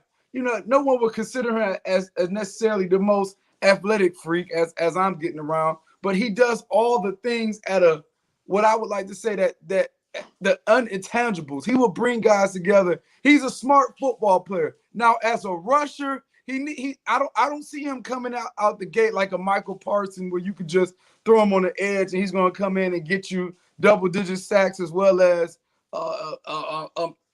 playing in the box, moving in and out. He still has to develop through that. But overall, man, this dude, you're talking about a top 5 pick, so or would you be wrong? But would you? You know how it is. Football is a situational sport. So what we got? We got what? The first pick, we got the Jaguars. You got the Lions. You got the Lions. You got the New York. I'm looking at it right now. The Giants. Now, from a per se, Jaguars. I want to build that line. I'm going off of it. The Lions. To me, if you get Hutchinson, look, if Jacksonville doesn't draft him number 1, you run to the podium if you're a Lions fan. Yeah. Because to me, he is a Dan Campbell guy. And I know you talked about being a Lions fan growing up. You had to be proud of that team last year, Des. I mean, honestly, they're playing hard for him. I get it. They don't necessarily have the talent, but they were playing hard for that coach. It's a lot of great things there in Detroit. And I think Hutchinson would add to it. Plus, he's a local guy. No, well, absolutely. He'll be a hometown hero if he came down to the D. Just probably, I believe he's probably from Grand Rapids area too. So it'll be like 2 hours south. And I mean, yeah, that'll be a great pick for the Lions, and that'll be a stable pick. He wouldn't be a guy that would be looking out so early, just because the dream about these young guys. Man, if I could play home. Man, if I could get drafted by let's say if Devontae Wyatt got drafted 8 by the Atlanta Falcons, they're looking to not only want to be home, but when they get to that second and maybe third contract, they're looking to be like, well, hey, why can't I stay home? So with Aiden Hutchinson I will be for number 2 with the Lions. That would be a great for sure pick in terms of security. You know how it is. You go. Well, I got the NBA in the background. Yes, I see you. I know you see that. Yeah. So even with NBA players, you see what Von Miller is going from from Denver to LA to the Bills. There's guys moving around all the way. And if you want to look at from a not talent wise, he'll fit in. That's no question about it. But let's talk about. Hold on, I'm sorry. Go ahead, Joe. Go ahead. Oh, security as a GM. Okay, hey, he's a local guy. I want him in. He's going to be here, but he still has things that he has to develop to take that next step. But man, the Lions will be a good fit for. What do you say? Oh, I'm sorry. The Lions will be a great fit for Aiden Hutchinson and as they run their 4-man front. All right, and I don't know what happened. I guess he just hit a shot at the end there. It looks like was that at halftime or is that the end of the game? Oh, you gotta I didn't even see it, man. You gotta be kidding me. They just ended the game on that? Oh my God. Just go look behind you really quick. Look at this. Okay, John. Oh my God. Look at this. Look at this, guys. Look at this. Oh my gosh. Look at how do you not defend that, by the way? How do you let that guy get into the game like that? Ooh. Oh my gosh. All right. We're on with the Samurai Sack here. I'm glad I caught that. Playoffs. Yeah, there you go. On the Evolution. I'm your host, Peter Blake, giving you something to think about. Let's talk about Kayvon Thibodeau. A lot of people down on him, saying he doesn't give maximum effort. I mean, Coach, what do you see with him? 19 sacks, 49 tackles, 7 sacks this year with Oregon. I'm looking at him with Lovie Smith and the Houston Texans. Is that where you see him going? I mean, talk about this kid a little bit, Mr. Thibodeau out of Oregon. If the Texans, hold on. If Kayvon falls to the Texans at 3, there's going to be a lot of GMs that's going to get questioned as years to come. Now, with Kayvon, he is the most athletic freak out of all these guys. He's the type of DN that will come in, get a sack, force fumble, scoop it up, take it back to the crib. Mm-hmm. He's that type of guy. But with what I see with Kayvon and not necessarily, and I'm taking it off of talent. Talent-wise, if you want to go through it, he loves his long arm club. He could beat him around the edge with the Ghost. He has a great anticipation for the sacks, and he has a very well-being in knowing what he's strong at, and as well as what he's not going to call it a weakness or what he's not, of who he's not. Mm-hmm. He's just great speed to power. He got a wiggle in him. He has a motor, but you will see, like you said, like some guys would say, take plays off, this and that. But overall, what I see Kayvon, man, he makes a lot of business decisions. Hey, he goes into the situation. You want to see him run a 40? Mm-hmm. He ran a 40 at the combine, and what else did you need to see? Yeah, he has a pro day. He answered questions. He puts out what he had on film, and he wants to make the scouts do their job. Right. I mean, keeping what the kids say. I'm gonna keep it a beam. He's not one of them guys where it's almost a situation where when Joey Bosa and them came out and their senior year, and they were like, "Hey, I'm not playing the bowl game. Right. I'm deciding not to do this." But Kayvon, in my eyes, he's getting a lot of heavy critics on things that if certain other players would have made the decision, he's the new athlete. You know, the new, I'm going to take control. I want to be right here. Here's my people that's going to be involved in my corner or whatnot. Kayvon as a football player, oh my gosh, monster, dog. The most athletic freak, and he's very in tune of what he does on the field. Could he be the best rusher in this draft when all said and when all is said and done? Could he be the best edge rusher? Because you've already said he's a freak. You've heard that he's got the speed threat. I mean, I think he would fit perfectly with Lovie Smith because Lovie still loves to run that 4-3 defense, and I think it's a comparison, and it's kind of asinine, if you will. But Simeon Rice, right? I mean, athletic freak. Some people said that Rice took some. That's not a bad comparison. I can see the Simeon Rice comparison from even training with him, be a structure build, very very like Simeon still. Hey, Simeon look like Ocho Cinco right now, man. but yeah, like that's a great build, limb, type, quickness type. I didn't even think about that. That is a great comparison right there. Thank you. Well, look, hey, man, Hey, I'm great here. job on that. Right. I'm a football guy just like you are, my friend. So, I look at things and I understand, but I'm not a pass rushing specialist. I'm not the samurai sack here, Coach Dezmon Walker of the Chuck Smith systems. Jermaine Johnson of Florida State. I'm sorry for cutting you off. Yeah. Jermaine Johnson, pass rush family. That's the best. That's the most polished pass rusher in the draft right there. Why? Side scissors, head fake, cross chop, long arm club. He's not only working moves, he understands what moves it takes to be the next great pass rusher. So the one thing, a lot of things with college, you can get away with athleticism. By far, you can get away with athleticism. But the one thing, the huge, they say running backs transfer. How can I say? What they say, the skill level, the running backs is easy for them to go from college to the NFL, just based on what correlates. Pass rush moves correlate to the NFL. Now, the difference is they might not get used to getting certain blocks in certain ways they work the move. So there's some guys in the NFL who are younger. I'm not going to put their names out or whatnot. They weren't used to getting the 45-degree block. They were used in college by getting when offensive linemen were kicking vertical. The difference between kicking vertical and getting a 45-degree, if I'm a pass rusher, let's say I'm an edge rusher, this is the offensive line, this is the defensive line. So if the offensive line kicks back, the defensive line angle has to go straight at him as he going back.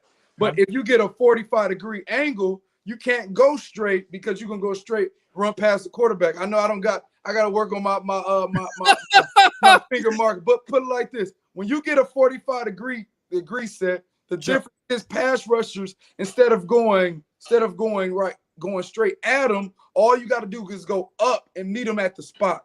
Every pass rush move that you see guys working, I want you to watch guys from Everson Griffin in college, watch Brian Burrs in college, watch both of the Broser brothers, watch the Watts in college. The moves are always done at the same spot. And what I mean by that is the spot is where the offensive lineman feels threatened at. So going back to what Jermaine Johnson, he has a great sense of working his moves at different spots when offensive linemen give him different sets. So the one thing I can see is his moves translating earlier than majority of these pass rushers coming out. Because of what you just said here, Coach, do you think there's a distinct possibility that Thibodeau, because he is taking, so much heat, that a guy like a Johnson could go at number 3 or sooner than a lot of people expect, and then that would allow a Thibodeau to kind of slip? Yeah, absolutely. You know how it is. People don't. A lot of GMs, they don't want to deal with. I don't want to say Trayvon is not a case. Trayvon is a grown man. He has grown man conversations. He's very mature for his age when you speak to him. But they're just the perception itself, and this has nothing to do to a talent. You know what I mean? Just the perception of itself would draw a lot of people who don't want to deal with the perception and not even knowing who he is or what he believes or what he stands for. So, I mean, my answer is yes, things can happen like that all the time. We see that through even take it out of NFL or football contests. Yeah. Oh, you got a guy who's, who wants to represent X, Y, and Z. I don't feel like dealing with him because he's protesting. I'm going to just deal with the guy who's going to show up, go to work, go home, and you might not even ever have a relationship with that guy. So not just football that happens around us in the America itself. So, yeah, man, it's kind of crazy when you actually meet a guy, the guy, knowing his intentions. So things like that can happen all the time. But I'm telling you, if he falls that far, man, it's gonna be a 30 for 30, Blake. It's gonna be a 30 for 30 if he falls all the way down to 13. All right, my friend, good stuff there. Let's talk some defensive tackles here. Much has been made about the Tampa Bay Buccaneers. I made this. Ndamukong Suh, you're not sure if he's going to be signed. Still productive defensive tackle, but up there in age. First and foremost, what do you think about Suh? What do you see on tape? Do you think he's on the decline? And then at that point, the next question would be, should the Bucs address that if there is a Devontae Wyatt from Georgia or possibly a Jordan Davis on the board at number 27? Man, I'm glad you're speaking about Sue, man. I want to get this out the way with Sue. You know, Detroit Lions fans, you know, stand up. Bucs fans, stand up. Sure. We were talking about Sue after one of our training. Let me tell you how our training session goes. Sure. Blake. It starts off, obviously, we going in, we working on moves, this and that. But after we get done with the training session, it's almost like I Am Athletes podcast without me recording it or whatnot. Sure. We're talking about, hey, what do you think about this guy? What do you think about this guy? Sue, based on numbers himself, is a Hall of Famer. I agree. He got the first team All-Pros. He got the Pro Bowls. He's at around 85.5, 89 sacks, Super Bowl ring. I mean, what else you need to do? Now, the perception of what the Hall of Fame board, that's a whole different, you know, we've seen that scenario with Terrell Owens and things of personally, like, he's a Hall of Famer. Let's get that out the way. Now, what he is showing now, you can't get, I think I kind of reiterate this last time on the show. He brings a certain fear element, power that even someone's top, if Sue was at 80%, his 80% is better than a lot of people 100%. Mm-hmm. So let's put that in perspective on that. So with Ndamukong Suh taking off plays or whatever the case can be, I do see a decline through age, and I don't necessarily see a decline through him not necessarily caring, but there is a decline in age where he can't go as hard as he once was, and that could possibly affect how he feels about the game. And you don't get me wrong, there's guys when they get on that age, when they know they're declining, they're like, their mentality is like, hey, if you're gonna pay me to go 80%, shoot, I'm gonna be locked in. Because there's a time where when football ends, you can't make the same amount of money as you once was. I do see a decline with Sue. Now, do I think Sue is getting rid of Sue is your answer? Not necessarily, because why? He can bring a lot. He's a good rotational piece. He's a good situational piece. And then when the motor is going, he can get his motor going. Now, as a coach, would you need to address it? Oh, yeah, you need to address it to the gym. And in Tampa Bay, you got BA up there in the front office now. Mm-hmm. He's in the front office now, correct? Not yes, just yes. Todd Bowles is the new coach there. Yes. Okay, yeah, he's in the front office, so he knows the insider. He knows who can do what, who can't do what. It's being talked about. It's just knowing what will be their transition. So Tampa Bay got 27. So let's talk about some D tackles. So over this past not this draft throughout, because you know I work with the college guys, obviously the NFL guys, and even guys that work from high school, college, and now to the league. So in this draft, myself and Chuck, we have over 40 people that we developed through not only combine, high school, college, all the way leading up to what it is now. So 40 guys. That got to be a record or whatnot. So let's say who can fall at the give me one second. Who can fall at? Well, I'll tell you, I'll give you a name. I mean, Devontae Wyatt. I think he could be there. And Hey, there's if y'all give Devontae Wyatt, right. y'all Bucs fans will love this guy. Devontae Wyatt, one word to describe Devontae Wyatt. Okay. He is about that action. He will work and he will progress throughout the year. No one's in this draft is a finished product. You shouldn't be a finished product in the draft. I'm just being real in terms of speaking on development of players. Mm-hmm. But Devontae Wyatt will be that hard-nosed working guy, and he will have a great effect on the quarterback in rushing with Tryon, JPP, and them guys. He will be a great fit and a great cultural fit for the Bucs organization, man.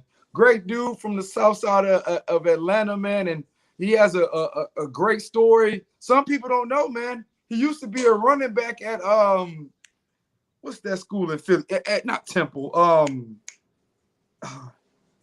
I'm sorry. He's extremely more athletic than what you think when you see him out there on the field. Mm-hmm. Quickness, power, and he has a tenacity that he trying to fold you up both on the run and pass rush. What are the things he needs to work on, Coach? And then we'll let you go. We got to get up to Jacob Charnow. But I love this talk. I always learn something different, and I would like you also to demonstrate some of those moves that you're talking about. But what does he need to work on to get better? Because BA was talking about this a couple months ago where he said, look, we already got a Vita Vea. We need somebody that can complement a Vea, somebody that's quicker, that can get after the passer. And of course, the Bucs kind of fell off last year with JPP. He's not back in the fold. You're not sure if he's going to be back in the fold because he was injured. Again, Sue getting up there in age, William Golston getting up there in age. So what has Wyatt got to improve on if he is there at number 27 and selected by the Bucs, and demonstrate some of those moves? And we'll get out to Jacob here in just a little bit. Oh, one thing, not necessarily improve, but we could see him more consistent as a rusher, and not only more consistent as a rusher. It's just being in Georgia, having the opportunity to be a consistent rusher and putting them in that 3 technique, and just, hey, Devontae Wyatt, let him go. So I want to see him more in a situation where he's in the what we say as pass rushers. He's free. He's not just, he has two-way goals. He has cover me calls. A cover me is usually between a defensive tackle and an outside linebacker and a defensive end, and they run a natural stunt based on one person choosing to go inside and one person choosing to go outside. So if you got a stunt going in between the DN and the D tackle, and the DN decides to go inside, then the natural cover me is it's like covering you. The defensive tackle has to wrap around and go outside. And it can go vice versa. The D tackle can decide what to do, and the outside linebacker or DN can cover the D tackle based on the opposite of what they do. So I want to see him in more freedom situations heading into this NFL, and so we can get a better evaluation on what he can do and how he can be as a consistent rusher. So consistency as a rusher, but him having the freedom to be that consistent rusher. Yeah, Coach, is that the toughest thing for a young pass rusher to transition over to the National Football League? Is the what is it? What is it? Is it the consistency, constant motor? What is it? Why is it so difficult for a young pass rusher to transition to the NFL? Let me start from, instead of just straight technique and this and that, let me start from a mentality standpoint. So when I'm coming from college, and I'm gonna take you back in college. You can close your eyes, keep your eyes open, but sure. Think of this: when we're in college, right? We're in college. Hey, all right, you with your boys, you got your brother, you find your wife, you go through all the social aspects of a brotherhood. Now, when you get to the NFL, hey, just because you go 3rd round and he go 5th round, that 5th round, if he shows production enough, he can take your spot. So I know they always talk about the brotherly aspect, and guys do become best friends, this and that. But that true brotherly aspect, when you're getting in the NFL and you're getting paid millions of dollars, and that next guy could get drafted to take your spot, it's a business aspect of it. So when guys fall in love, like, hey, why would you trade X, Y, and Z? We worked. It's a numbers game. Hey, he's doing this production. Hey, we're gonna keep him on the team. He might not have as much production, but hey, we're gonna keep him just because we don't want to pay the luxury tax, or we don't want to, go overboard at our budget at a position or whatnot. So the aspect of changing of, hey, the best man should play. I mean, that's true, but at the same time, you don't want to have the best man where they don't have enough money to get another weapon at another position. So the best man don't always stay on the team. If you get my drift about salary and this and that. So that aspect as a camaraderie, young rusher, this and that transition of being like, okay, let me change it up. This is a job, and through my job, if we naturally become best friends, that's cool. But there's no force of cohesiveness between a true brotherhood. Now you can get cohesiveness within the team, like when you guys won the Super Bowl, you guys had pieces that matched. You dig what I'm saying from a playing standpoint. Now, I don't know who's best friends. I can't speak on that. But I know enough, and I talk to these players enough, that sometimes more than likely the person they play next to is not always their best friend. And I'm just keeping it what the kids say. I'm keeping it a beam. I'm keeping it 100. Now, as far as guys transitioning from a pass rush to the NFL, Them guys across the line, they get paid too. There might be certain, like one move we were talking about the hump the other day. The Reggie White hump, when you throw the rip and you come in and you toss them out, that's called the hump. Now there's offensive linemen that know how to stop that. There are offensive linemen that know how to counter your cross chop or to counter your side scissors, or they know how to deal with guys who got good movement because what? They have good movement. Now they must understand the different elements, the different opponents based on what each team is known for or what their opponent is. There's guys like, like David Andrews, like Tom Brady, former center. Hey, what do you do against him? Or what do you do against Trent Williams right at the 49ers? Or what do you do against some of these Pro Bowler guys? That aspect they will have to figure out from what works for them, but they have to understand who they are early once they have success with their rushes and gain confidence with their moves. So that's a whole element of how pass rushers have a difficult time of translating from college to NFL. Great stuff, as always. Coach, we got to get you on here again. Go ahead and promote yourself here on the Evolution of Sports Talk Television. What's going on, man? It's Coach Dez Walker, a.k.a. Samurai Sack, pass rush specialist out of North Atlanta. Hey, man, if you're trying to get sacks, I'm the guy to come to.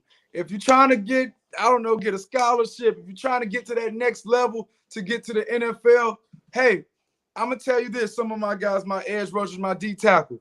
If you're not 6'7", 330, you will not get drafted to stop the run. So the only guy that's getting drafted to stop the run really is that man Jordan Davidson. You're not big enough. So if you want to take that next step and get to the NFL, or if you know somebody who want to take that next step to get to the NFL, have them call me at 833-222-7225. That 833-222-7225, and we'll get him ready and trained up and skilled up to work multiple pass rush moves, man. Hey, my Bucs fans, my Sports West fans, live life every day like it's 3rd and 8. I love it. Coach Dez Walker of the Chuck Smith Systems, thanks a lot for your time. The Samurai Sack.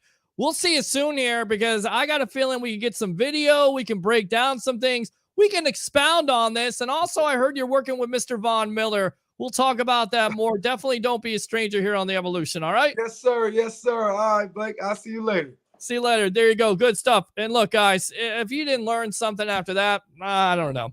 You're about to learn something. About to learn even more about the draft. Let me read these comments, and then we'll get up to Jacob Charnow of the Hardcount Football Podcast, 1252 Chicago Sports. Don't worry. We'll give everybody their time. I'll be here until after 11 if you want. And open phone lines. I mean, you guys have been like, crickets tonight. That's okay. 727-255-0391. It's 727-255-0391. Let's go out to Troy. Keep the beard. I will do that. Christopher Cole says, I remember almost every draft. I think we all do. Draft over worfs. I don't know what that means. Roger with $10 donation. Thank you very much, sir. Appreciate you. Woo! All right, let's go out to Troy here. Peter, I'm not going to tip you because you're not a stripper, and this is what you get. Tip him for his hard work, you bum. Troy says, I'll buy him lunch at work, Chinese and Mexican. No, you won't because we don't work together. Jeremiah says we need DBs. All right. Roger says, no, you don't. Quit lying to the audience. Roger again. Super chats are open, Troy. Put up your money, you broke troll. Roger says, Gators suck. Well, we had to cover it tonight. Sorry you feel that way. I'm not broke. I'm one of the top sellers at the company. No, you're not. Troy, again, customers love me. No, they don't. Selling nothing. Roger says, you can never out-troll me. I'm troll god. The tribal troll. Jeremiah says, Scotty Miller. Absolutely. That's a wide receiver, but he has been off injured. I'm not sure if you go into the season with Scotty Miller. I'm not sure if you go into with him being your second or third wide receiver. I'm not. Christopher Cole says, if Kyle Hamilton is there at 27, do we pull the trigger? Absolutely you do. Reginald says, I see DT and tight end with the first 2 picks based on the current roster with future contracts like it. Reginald, again, I see Julio Jones signing in free agency. Good thought process. Woo! Certainly possible. Let's go out to Troy here. You're a troll goddess. David says, best in the business. I love it. Let me fire those cannons. And of course, I give him a Byron Leftwich here. How about them Bucks, baby? Mr. Dave the Wave Nichols, who I work with at Policy Scout. You don't work there, Troy. Me and Roger and Dave do. Thanks a lot for tuning in as always. Are y'all going to be a ducky so the fans can show up? The answer is no. How about no? Roger says you'll be the only one at ducky, so enjoy. Jeremiah says fire them cannons as we shall. Let's go on to Troy. Duckies is a good spot. All the hot college girls be around that area. Troy, again, Roger wants to be at home watching Star Wars. Troy thought that was funny, I guess.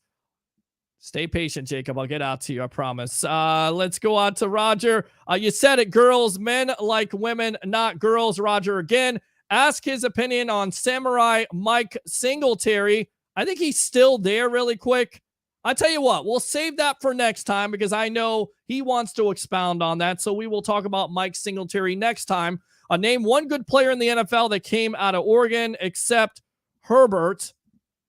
That's probably good point there. Is LaCry Baby James playing? No. Jeremiah says Simeon Rice should be in the Hall of Fame. Agree. Roger Shue says, okay.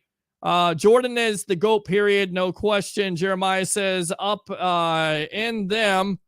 Troy, me, you, and Pete have to meet somewhere and have a beer and wings together. You down with that? Probably not, because nobody knows who Troy is at this point. At 2000. Yeah, I hate you.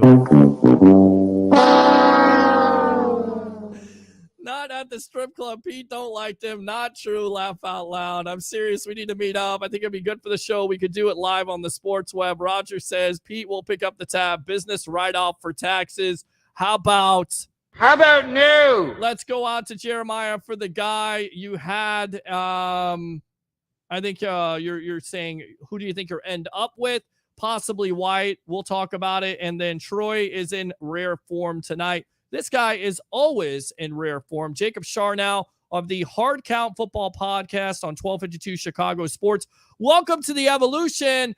And by the way, you're one of the younger sports broadcasters there. People don't know how old you are. How old are you, my friend? I'm 18 years old. Okay, he's 18 years old, and he's already on the fast track to be one of the greats in the business. I'm not lying about this. I mean, the guy's show is unbelievable. On top of it, where are you going this fall? Is it Syracuse by chance? Yeah, I'm going to Syracuse, and I'm majoring in broadcast, obviously, and digital journalism at the Newhouse School at Cuse. So I'm super excited about that. But Peter, thank you so much for having me on. It's awesome. It's been a while, but I'm really excited to be here. And to that guy who said there's no good Oregon football players, Penei Sewell just came out a few years ago. He already looks like a stud. Eric Armstead and DeForest Buckner all went to Oregon. So those are some fun facts for you. So they do produce some good football players, especially defensively. So I expect if the comment is about Thibodeau, I'm sure we'll get into that. But I don't expect the Oregon title to really bring any problems for him. Well, I agree, and you're absolutely right about that. I didn't even think about that. That's why I got you here, Jacob. And let's talk about Mr. Kayvon Thibodeau. I mean, what do you make of it? Is this misinformation to get him down to a certain team? Because I talked to the legend Leo Haggerty. He talked about this a long time ago with Warren Sapp. The Chicago Bears, in fact, created a rumor so Sapp could fall all the way down, and consequently, it fell down to the Tampa Bay Buccaneers. So could it be one of those cases that a lot of teams out there are trying to give out misinformation so Thibodeau could fall? If anything, I think it's the opposite. I think that teams are going to. I think he's going to go pretty high up. I don't think that's going to be an issue. I don't think he's going to drop like people are talking about. Because when you look at it and you look at the media and you look at fans, right, and you look at the top players in the draft every single year, right, there's always some scandal or speculation. This guy doesn't care about football. This guy's small hands, or he does this or that or wrong and whatever.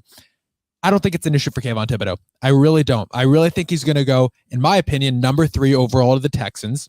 I think that 3 edge rushers go in the top 3. Whether Thibodeau goes number 3 to the Texans, hell, even number 2 to the Lions, I wouldn't be surprised right now. depending on what happens at number 1, right? Whether or not the Jaguars go with Hutchinson or Trayvon Walker, I still think they're going to end up going Hutchinson, and they end up listening to their owner. But the reality is that's a nightmare scenario if you're the Jaguars when you have the owner and GM disagreeing on picks. No, because you have the most clueless GM and the most clueless owner in the league. Thank you. And I agree with you. I saw the statistic the other day, Jacob. Trent Baalke, I get he's part of the 49ers organization, but 41% of his picks on the 49ers didn't last 7 years or longer. Why is he still employed, and what pictures does he have of the owners? That's what I want to know, because if you don't hit 41% of your picks and they're busted and not even on the team, how can you even have a job? To me, it's a no-brainer. It's Hutchinson from Michigan. Absolutely. Listen, I've had this opinion for the Jaguars for a while. The fact of the matter is the Khan family cares more about wrestling and pro wrestling than they do football. That they know more about pro wrestling than they do football, right? Shad Khan and his kid, Tony. But listen, you watch AEW, they're putting out a great product on Wednesday nights, but they don't know how to run a football team. They don't. They've got a guy in place as general manager that won't combat the owner very much. Reminds me a bit of Jerry Jones, right? Jerry Jones wants to hire Yesman as his head coach. But you're right, Peter. I've said the same thing. Hutchinson is not only the safe pick, he's the right pick. Stop speculating so much. Trayvon Walker, his rise. Listen, Walker's a great player. He's going to be a good NFL player, but this hype around him, and now going number 1, he wasn't a top 20 pick before when he had a helmet on. Now we see him get to run in his underwear, and all of a sudden he's going to go number 1 and beat out this guy who's produced for 2 years or more at Michigan, right? The safe edge rusher. Hell, I'd rather them be discussing Hutchinson and Thibodeau over at number 1 versus Walker and Hutchinson. It's a dumb argument in my opinion. Hutchinson should be the pick at 1 all the way for the Jaguars. I agree. And look, you can't take any more chances, Jacob, because he did that last year with Urban Meyer, and that was a complete disaster. And at the end of the day, you've got to get football players. And I don't care how athletically gifted they are. You've got to get players that want to play for your team, that are going to be productive, cornerstones. And to me, Hutchinson is that. What's your comparison? Because you're a draft Nick like I am. What do you see? Do you see a Joey Bosa? I mean, that's the coach. He says Kyle Van Bosch. What do you see with them? With Hutchinson, man, this was a tough comparison for me, if I'm being honest. But yeah, I honestly see a lot of Nick Bosa. Okay. I do see a lot of Nick Bosa. He definitely, listen, in my opinion, he's a better run stopper than he is a pass rusher. And that's not an issue if you're the Jaguars, right? You're getting destroyed on defense almost every play last year. That's not an issue, right? If you get a guy who's a good run stopper and just puts pressure on the quarterback, need I say a Jadeveon Clowney? If Aiden Hutchinson is Jadeveon Clowney, the Jaguars did not miss on this pick. That's the reality of it. Yeah. I really do think that Hutchinson, his upside is Nick Bosa, his ceiling is Nick Bosa, my player comparison, what I think ends up happening for him is more of a Jadeveon Clowney approach. Okay. All right. We're on with Jacob Charnow of the Hardcount Football Podcast, 1252 Chicago Sports. It's the Sports Web live here, and I love St. Pete, the hub, and Amped Up Sports. I'm your host, Peter Blake, giving you something to think about. Let's go out to Tatiana. I don't know what that means, but thank you. She loves you, Peter. I love that. Thank you very much, Tatiana. I appreciate it. Let me go ahead and fire the cannons for that. Let's go to Jeremiah says the DN guy coach. Okay, I think you were trying to talk to him before. Roger says Jacob Northside for life. And Roger Shue says this kid reminds me of a young Peter Blake. I think he's better, honestly. I think he's a lot better at this point where I was. I'm impressed with him, and I hope he continues to make very good appearances here on the Evolution. Yes. Let's talk about your New York Jets. They are 4-10.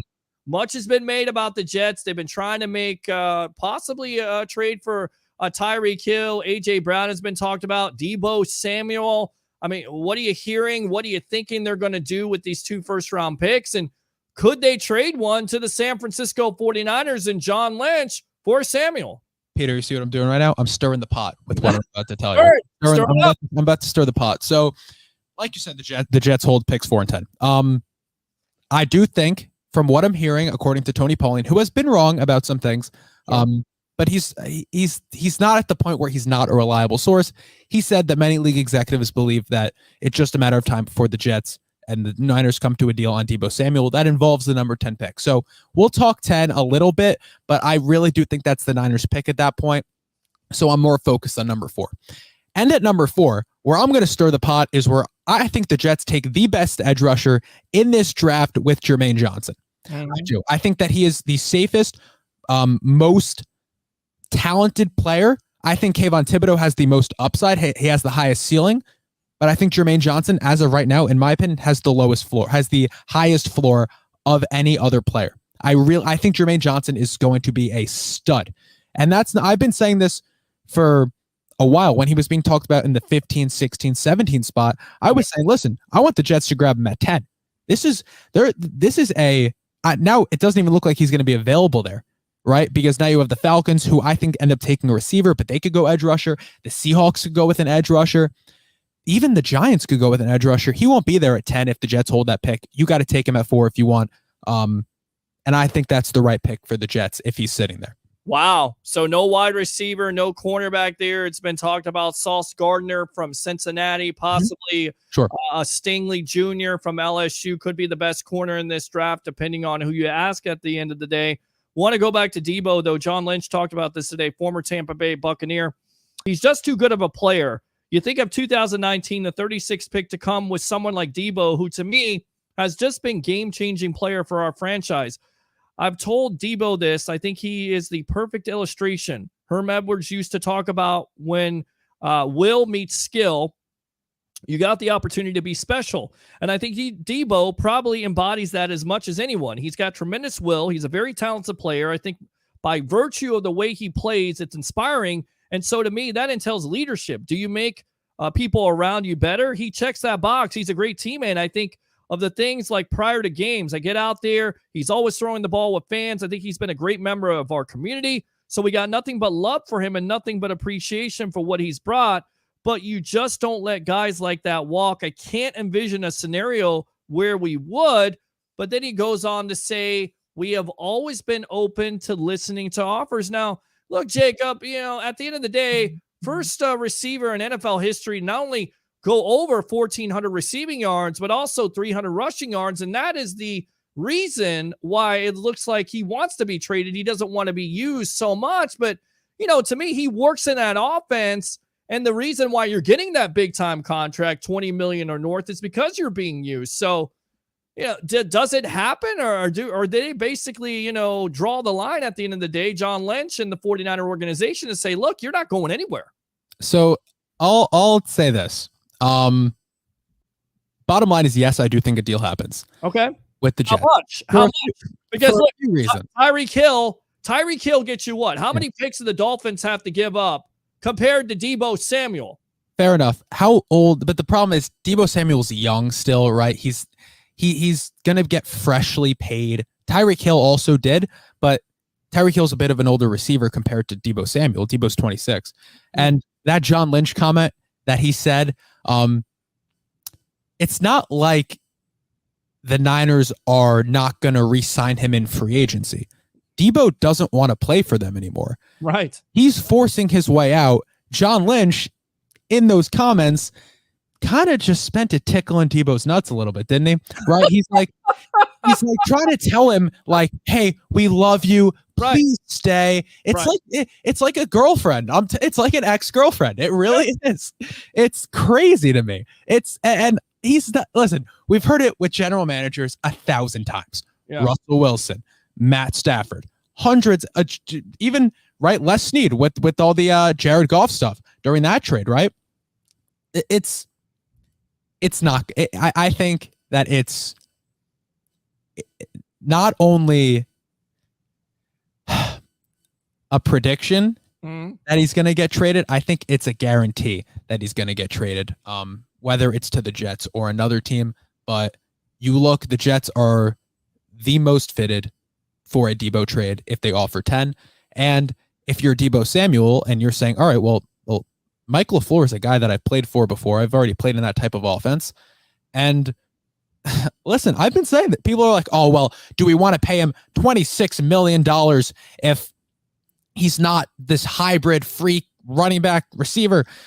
Yeah, you know why? Because we have another guy on the team that can do those exact same things, and his name is Elijah Moore. And you let him do all those Deebo Samuel things that Deebo was doing in San Francisco, and you let Deebo do what Elijah Moore did last year, this offense takes another step to the top. And if Zach Wilson can improve and take that huge leap in year 2, like I expect him to if the Jets play this draft right, this is a team that could be competing for a wild card spot next year. And we say it every year, but I truly do believe that if they can secure some good pieces in the second, third in terms of defense. Would you have a problem? We're on with Jacob Charnow of the Hardcount Football Podcast at 1252 Chicago Sports here live on the Evolution on I Love St. Pete, the hub and Amped Up Sports. I'm your host, Peter Blake, giving you something to think about. Would you have a problem with investing once again in an offensive line? I mean, it's because you got 4 and 10 and it didn't. Becton, look, I get it. He's got potential. He wasn't able. I mean, where do you think they lie with offensive line? And there's now talk of Evan Neal from Alabama. Some teams have taken him off the draft board because of some injury concerns. I mean, you're not taking him at 4. Maybe you take him in the second round if he falls that far. I mean, you're talking about a top 10, top 5 player. Offensive line, in your opinion, is that a bad pick at 4? If you don't go Johnson at 4, do you go with an offensive lineman? I think Joe Douglas might burst into flames if he doesn't get his edge rusher in this draft. Wow. The way he's been talking about it. But I've heard a lot. And let's think, right? We're in the last couple days of the draft. It's the last couple days before the draft starts, a week, 2 weeks before. We're starting to hear that buzz. Oh, the Jets, they might want to get Ikem Ekwonu, right? I've heard Joe Douglas doesn't want to pass on him. If he's at 4, he wouldn't pass on Ikem Ekwonu, right? How could you pass on him? He's going to be, and I think Ike's probably the number 1 player overall in this draft. Wow. In terms of talent, I really do think that. But the Jets have their offensive line. I truly, Mekhi Becton was Joe Douglas's pick. It's not like the Darnold situation where Darnold wasn't drafted by Joe Douglas. But Becton was drafted in the first round by Joe Douglas over a Tristan Wirfs, over a Jedrick Wills. Yeah. I believe. Yes, you're right. Yeah, you're right. So, I really can't see them getting rid of Becton. And they've talked so highly of George Fant, who played out of his mind last year, way over what people thought he was going to do. We have our offensive line. Elijah Vera Tucker, first round guard last year, potential to be an all-pro in my opinion. Lakeland Tomlinson, a Pro Bowl right guard that we signed in free agency. And then Connor McGovern, who's a pretty average center, but he does the job and does it well. This is not a team that needs offensive line help. I don't want to spend pick number 4 on depth. I don't think Joe Douglas does either. They want to see that big year 2 leap. You get Zach Wilson weapons. You get him. And as much as you want to say offensive weapons, defensive weapons are important to a quarterback as well. Look at the Niners the last however many years. They've had, talk about mediocre quarterback play. and they've been getting, listen, NFC divisional round, NFC championship. It's crazy to me, but that's how it works. And it's a similar offense. It really does work. And you get him that help that he deserves with Deebo. You get no offensive line. Forget offensive line. I don't like it at 4. I really just don't see it happening. What about a receiver at 10? Let's say you don't get Deebo Samuel, you stay at 10. Drake London possibly could come off the board. USC, some people compare it to Mike Evans. That's lofty. Chris Olave, Garrett Wilson. I mean, talk about these wide receivers. I think there's going to be more of a run on wide receivers this year than quarterbacks, and I think it's going to really control the draft, honestly. So if we don't get Deebo, I think that receiver at 10 is definitely the move. But it's the receiver that they pick that I've kind of, So obviously the pick I'm hearing is Drake London. Okay.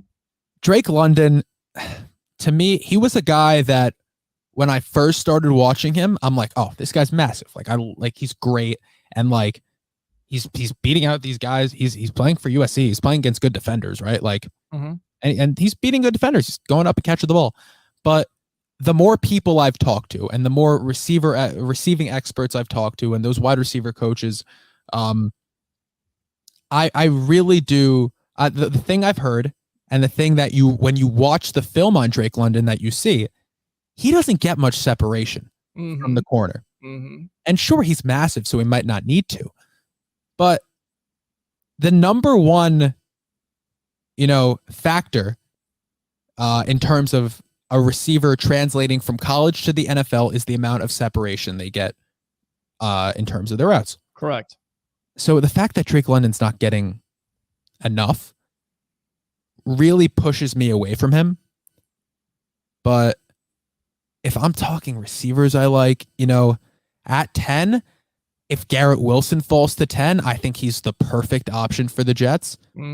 I think Jameson Williams, even if he can't go week 1 and he can go week 5 or 6, that's my latest for him. Listen, you're playing the long game here if you're the Jets. You're playing the long game. And Jameson Williams, if he never got hurt, would have been the wide receiver 1, the consensus wide receiver 1 in this draft. Of course. So Chris Olave, I think he goes mid rounds. I think I had him going to the Saints. But between Garrett Wilson and Jameson Williams, I don't think you can really go wrong. I don't think Garrett Wilson makes it to 10. And then in terms of Drake London, I'm just not. I mean, I've been not enamored with him. I'm not really that impressed by him now. I mean, Olave to me is the guy that I think he could. I agree.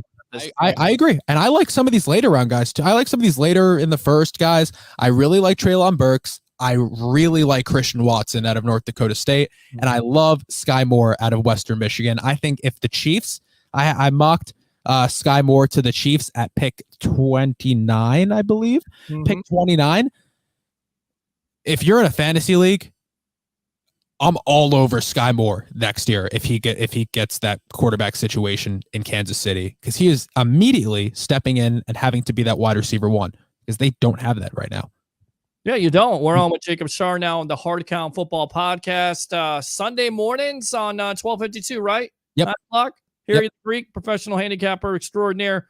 It's the Sports Web. I'm your host, Peter Blake, giving you something to think about. Let's talk about the rest of the top 10. Let's go through it. Let's go through our marker. Number 1, Hutchinson or Walker. And, kind of thinking of it, I think teams kind of envision Walker being the next Micah Parsons, but that's tough to follow. So where does Jacksonville go? Do they go with Hutchinson or Walker, in your opinion? I think they go with Hutchinson at number 1. Okay. So it's all smoke at this point. Okay. Number 2, Lions. There's been talk now they could go with Malik Willis, the quarterback. I don't think so. That doesn't make any sense to me. But I think if they're going to go quarterback, they'll go at pick 32 with their quarterback. The Lions, I had them going with Trayvon Walker if he doesn't go number 1, but I also can see Kayvon Thibodeau going number 2 as well. I think that's a flip between them.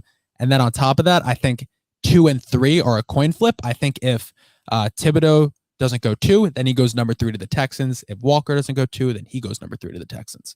All right, I like it. All right, so we go with the Texans. I think Thibodeau 2. Number 4, we go with the Jets. No corner there. They're going to go with Johnson. That's your pick. Yeah, Jermaine Johnson out of FSU. All right, number 5. I got the Giants going with Ikem Ekwonu. I got them snagging him up at number 5. If you're the Giants, you want versatility on your offensive line. An offensive line that isn't very good. They have holes everywhere. I think you go with the lineman that I hope they like more in Icky. And they end up and he can play tackle, he can play guard, he can do it all. I think he's the perfect fit for the Giants at 5. All right. And look, they drafted Andrew Thomas on the other side from Georgia and doesn't necessarily worked out. I mean, but the owner said it best. Pretty good. You're going to get Daniel Jones killed. They've done everything they could to get this kid killed. I mean, in your opinion, if they can build enough of an offensive line, is it a make or break year for Jones? Yeah, 100%. That's why you do it. That's why you build this offensive line. Even if Daniel Jones isn't playing quarterback next year for them, whatever quarterback is playing quarterback for them, you have to keep him upright. You have to let him work and see that talent. And this year, you kind of put the consensus out on Daniel Jones. see what he can do, see what Saquon can do, because not only does a good offensive line help your quarterback, it obviously helps your running back. So kind of figure it out with both of them, see if Saquon's worth paying, and I guess go from there. All right, number 6, Carolina. There's been a lot of talk. They love Kenny Pickett. Yep. I'm actually hearing I have the Panthers going with Malik Willis at 6. Malik Willis. Okay. Wow. So going with the quarterback early there. Yeah. I think he's the only quarterback to go in the top 10 though. Okay. All right. So they go with the quarterback. So you don't believe all the Baker Mayfield rumors? No, I do not. No, I do not. I don't either, because I tell you right now, 18.8 cap hit. At the end of the day, I feel like the Browns are playing chicken. They want somebody to trade those picks. Every team out there knows that they're not going to get anything for him. They're going to cut him. Yeah. And more than likely, he'll end up with whatever team he wants to, most likely the Pittsburgh Steelers. All right, number 7. Number 7, the Giants are up again. And this one kind of flipped me because originally I had them going with Evan Neal also. I had them doubling up on offensive line, getting the tackle and Ikem Ekwonu to keep it safe. But the more I've thought about it, the more I'm hearing I'm going to have them going with Sauce Gardner at number 7. Yeah, I agree, because James Bradbury is on the trading block at this point. In fact, he's making $13 million. So a lot of money. Yeah. I like him. He's always, giving Mike Evans problems. He's always given the Tampa Bay Buccaneer problems when he was with Carolina, now with the Giants. So big time cap hit there, but you go with Sauce Gardner. Who do you favor? Do you favor Sauce Gardner or Stingley Jr. out of LSU? Who's your best corner in your opinion? I know it's a cheap answer, but I really do think it's 1A, 1B with these two. Right. Derek Stingley had some of the best tape I've ever seen. Wow. From a corner. Honestly, his freshman year, he was so good. The productivity fell off a little bit last year. It did. And then he was hurt with that Liz Frank injury. That's tough. That's a tough thing. That's really what made him fall. I think he would have been the pick at number 3 to the Texans if he hadn't gotten hurt. I think he would have been a lock in the top 5. But well, and to interrupt you, I go back to Lovie Smith and knowing his tendencies, right? I mean, when he came to the Tampa Bay Buccaneers as a coach, one of his first moves was to get rid of Darrelle Revis. And why? Because he's not his own corner. It made no sense to me because, you got to make those components work in your defense.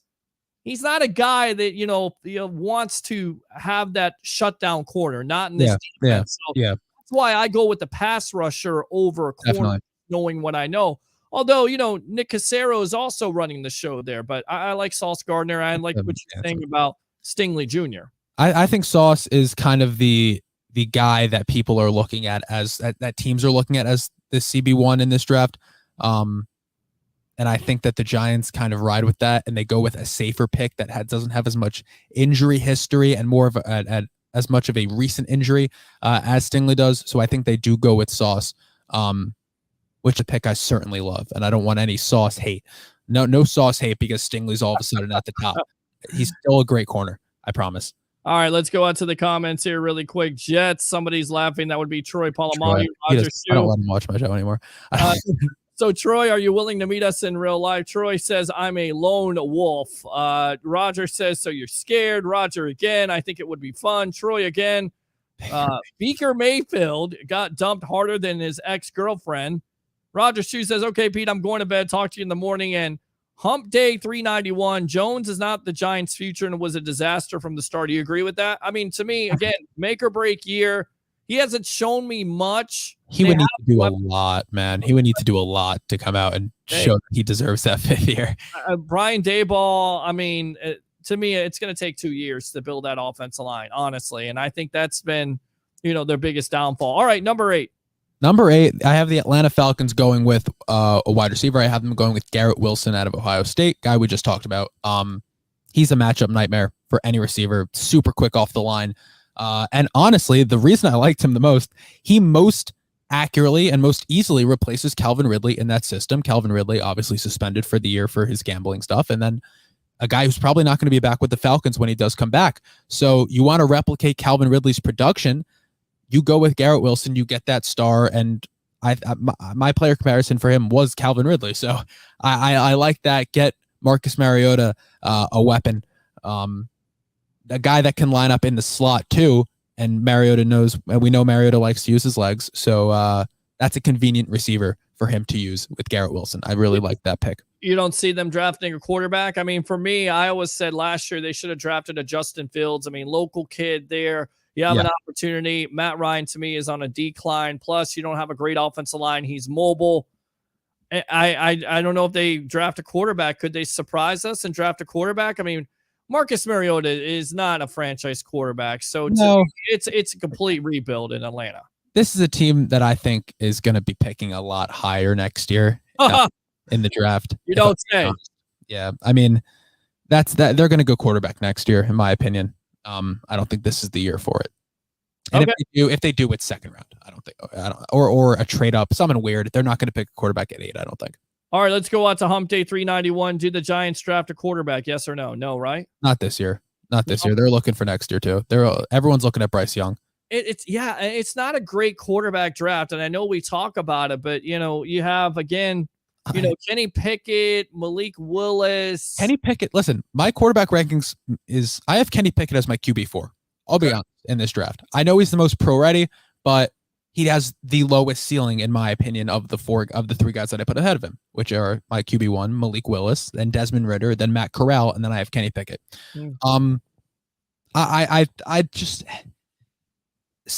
Kenny Pickett, it was my same problem I had with Tua. Kenny Pickett just doesn't have that it factor that I want to see from a franchise quarterback. And listen, I might be wrong, but that's what I got from watching film. I think there's 3 other guys who I would trust with my franchise to develop more than I would trust Kenny Pickett to come in and be a starter or even sit for a year and develop him, Well, let's talk about the Saints, and then we'll get back to the top 10. Do you feel like they're comfortable with going with the Jameis Winston, or could you see them drafting a Ridder or somebody of that? So in my first mock draft that I just, and my mock draft that I just did on my show on Sunday, I actually had them going with Olave at 16, and then at 19, I had them getting Desmond Ridder, Cincinnati. But the more I look at it, I did another one today, just online, just clicking around. I think if they go, if it all depends, and it's going to sound weird, but it all depends on who the Seahawks take at 9, because I guess this kind of fits in perfectly for what we're doing because we're on to pick 9. But if the Seahawks go with Derek Stingley, then that leaves the tackle Charles Cross out of Mississippi State falling right. The Jets, Washington, Vikings, the Texans might get him. But other than that, the Ravens and the Eagles, I don't think are going to take linemen. I don't think they're going to take tackles. So I have him then falling all the way to 16 if he doesn't go at 9, Charles Cross. And that kind of changes my view on what they do. Because I think if they go Charles Cross, then they go Olave at 19. So I don't know. It's weird, but it's it's in the air, but I do think they're confident in Jameis Winston, as they should be. He played well last year before he got hurt. No, I mean, they were 6-2. Yeah. No, you're right. You're absolutely right. Let's go out to Christopher Cole. Wow, what a walk-off by the Twins in Detroit. Just gave it to them. Shout out my boys, the Bronx Bombers. Anthony Rizzo, my boy, 3 homers today. Wow. Tony. There it is. Congratulations. I'd rather have Jones than Zach Wilson. I'm not sure about that. He's a troll. He's definitely a troll. And Hump Day says Jones isn't good as Wilson, but they both suck.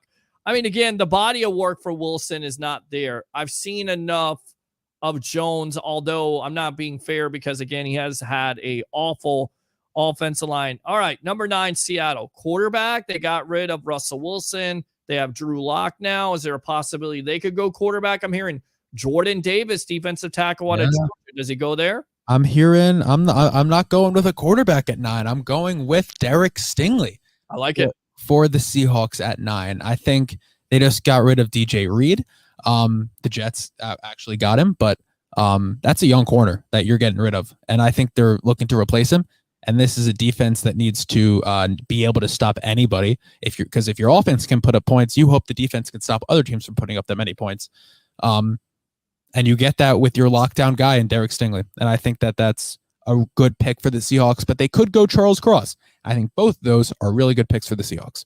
I mean, to me, I think you can go offensive line. You can go so many directions. And when you have Drew Lock as your quarterback, who is just Listen, the thing I see is if you're the Seahawks, you have to right those wrongs from Russell Wilson, and that starts with the offensive line.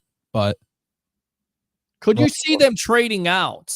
Because Adam Schefter has talked about this. There are more teams trying to trade out, and I could see Kansas City, Green Bay, possibly even the Philadelphia Eagles, because they're so worried about Jameson Williams at this point. They would really need someone would really need or really want a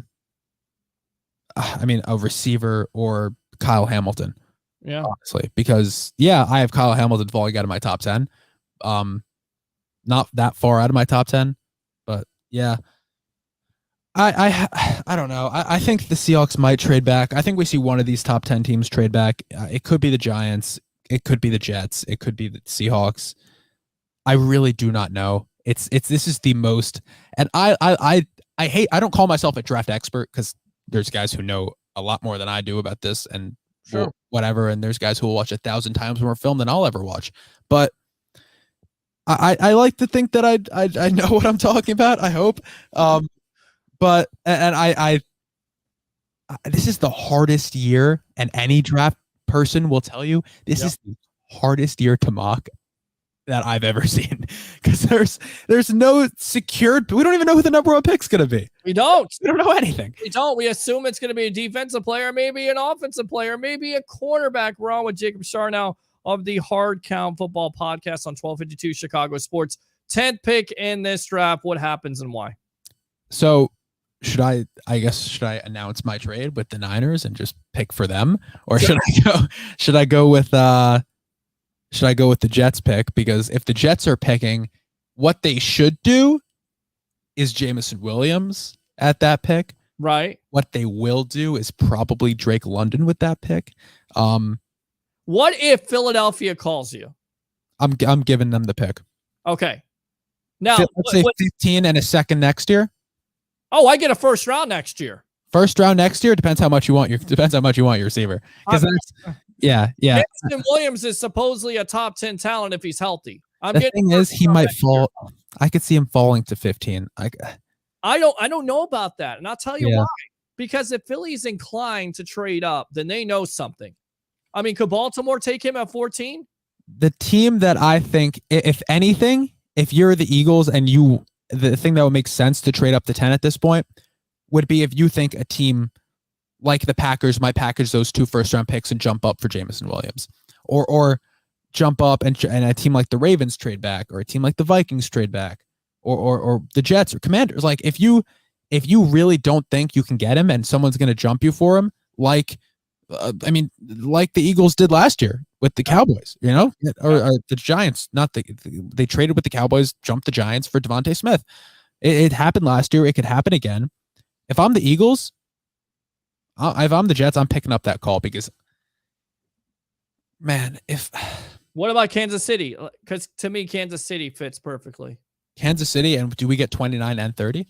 You get 29, 30 in the first round next year. You taking it? Yeah, 100%. I'm doing that. 100%, because you can still get Sky Moore at 29. Give me Sky Moore. Dude, if the Jets get Sky Moore, you'll never see me happier. You will never see me happier in my life unless they get Deebo Samuel. Like, that would be... Oh, actually, no. Last year, if you go back, I'll be live for the draft on Thursday, but if you go back and watch my last year reactions, which would be fun. Next time I come on the show, I'll bring it.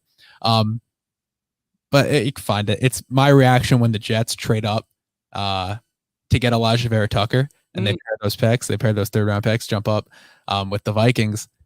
That was that was the most excited I've ever been for anything in my whole life, I think.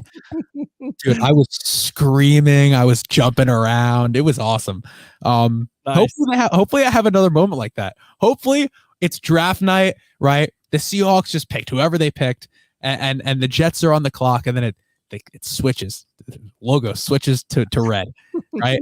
and they're like, and Roger Goodell comes out. He's like, there was a trade, and boo. They go boo. Wait. Exactly. And he goes, there was a trade. The 49ers have sent their pick. The Jets have sent their pick to the 49ers in exchange for Deebo Samuel. I think all Jets fans would have a heart attack. I think I'd lose my mind. I think that would be, I know you would. I think that would be it for me. I think you might have to take over my show too. On top of doing this every day, you're going to do my Sunday morning show also. You and Harry. I'm telling you right now, you would be on that mic as soon as possible. I know you, Jake. I know you would be on there. We're on with Jacob Charnow. From the grave, bro. From the grave, I'd do it. All right. Let's go ahead and read some of these comments, and then we'll go and I'll ask you a final question here. We talked about that. Let's go out to Troy. When I call the Jets the Ninja Turtles, Zach Wilson to the heart by wearing a headband like Donatello and Raphael. I don't know where he's going with that, but whatever. Hump Day 391, laugh out loud. Troy again. Zach Wilson calls his head coach Master Splinter. Goodness gracious, Troy. Hump Day 391, Debo in a first round next year. I think it's going to take a lot more than that, but we shall see. And a Christopher Cole says, I saw that. Tampa Bay Buccaneers at 27. Who do you think they should get? Who do you think they will get? Go. So my opinion on this also changed because I had Joshua Cole Allen on my show just on Sunday. And that was great because he really enlightened me on this. Two options right now for me. He changed my mind. First, I had them taking Kenyon Green, and now I don't like that pick anymore for them. I think Zion Johnson is a name to watch out for that Josh told me. And then the other one is Devontae Wyatt, who those are the two names that I'm hearing. Those are two great names to be obviously as a Bucs fan, those are the names you want to see. Two really high ceiling players. It's a matter of if Zion Johnson's there, I think they don't. I don't think there's any way they pass on him. But wow, and I'll tell you why they may pass on him. I'll tell you why.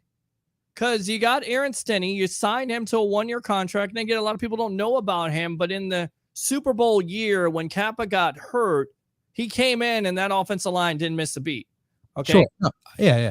And you also have Robert Hansey, who is versatile, not only as a center, but also a guard. You drafted him 3rd round. So to me, I would think the more likely scenario, if there's a wide receiver on the board, even a defensive tackle, there's a wide receiver on the board like a Traylon Burks. Michael Irvin today said Jahan Dotson. Yeah, Dotson's good, man. Penn State. Dotson's good. I don't have him going around 1, I don't think. No, I don't. There's a lot of scenarios here. I think, listen, I like Zion. I think they might. I think he would be a really good pick because when I was talking to Josh, and I'll credit this to him for telling me. But Zion Johnson is a great pass protector, and you let Tom Brady come back, and Tom Brady's not but Tom Brady's coming back. You lose Alex Kappa, and you lose the center, right? Am I not?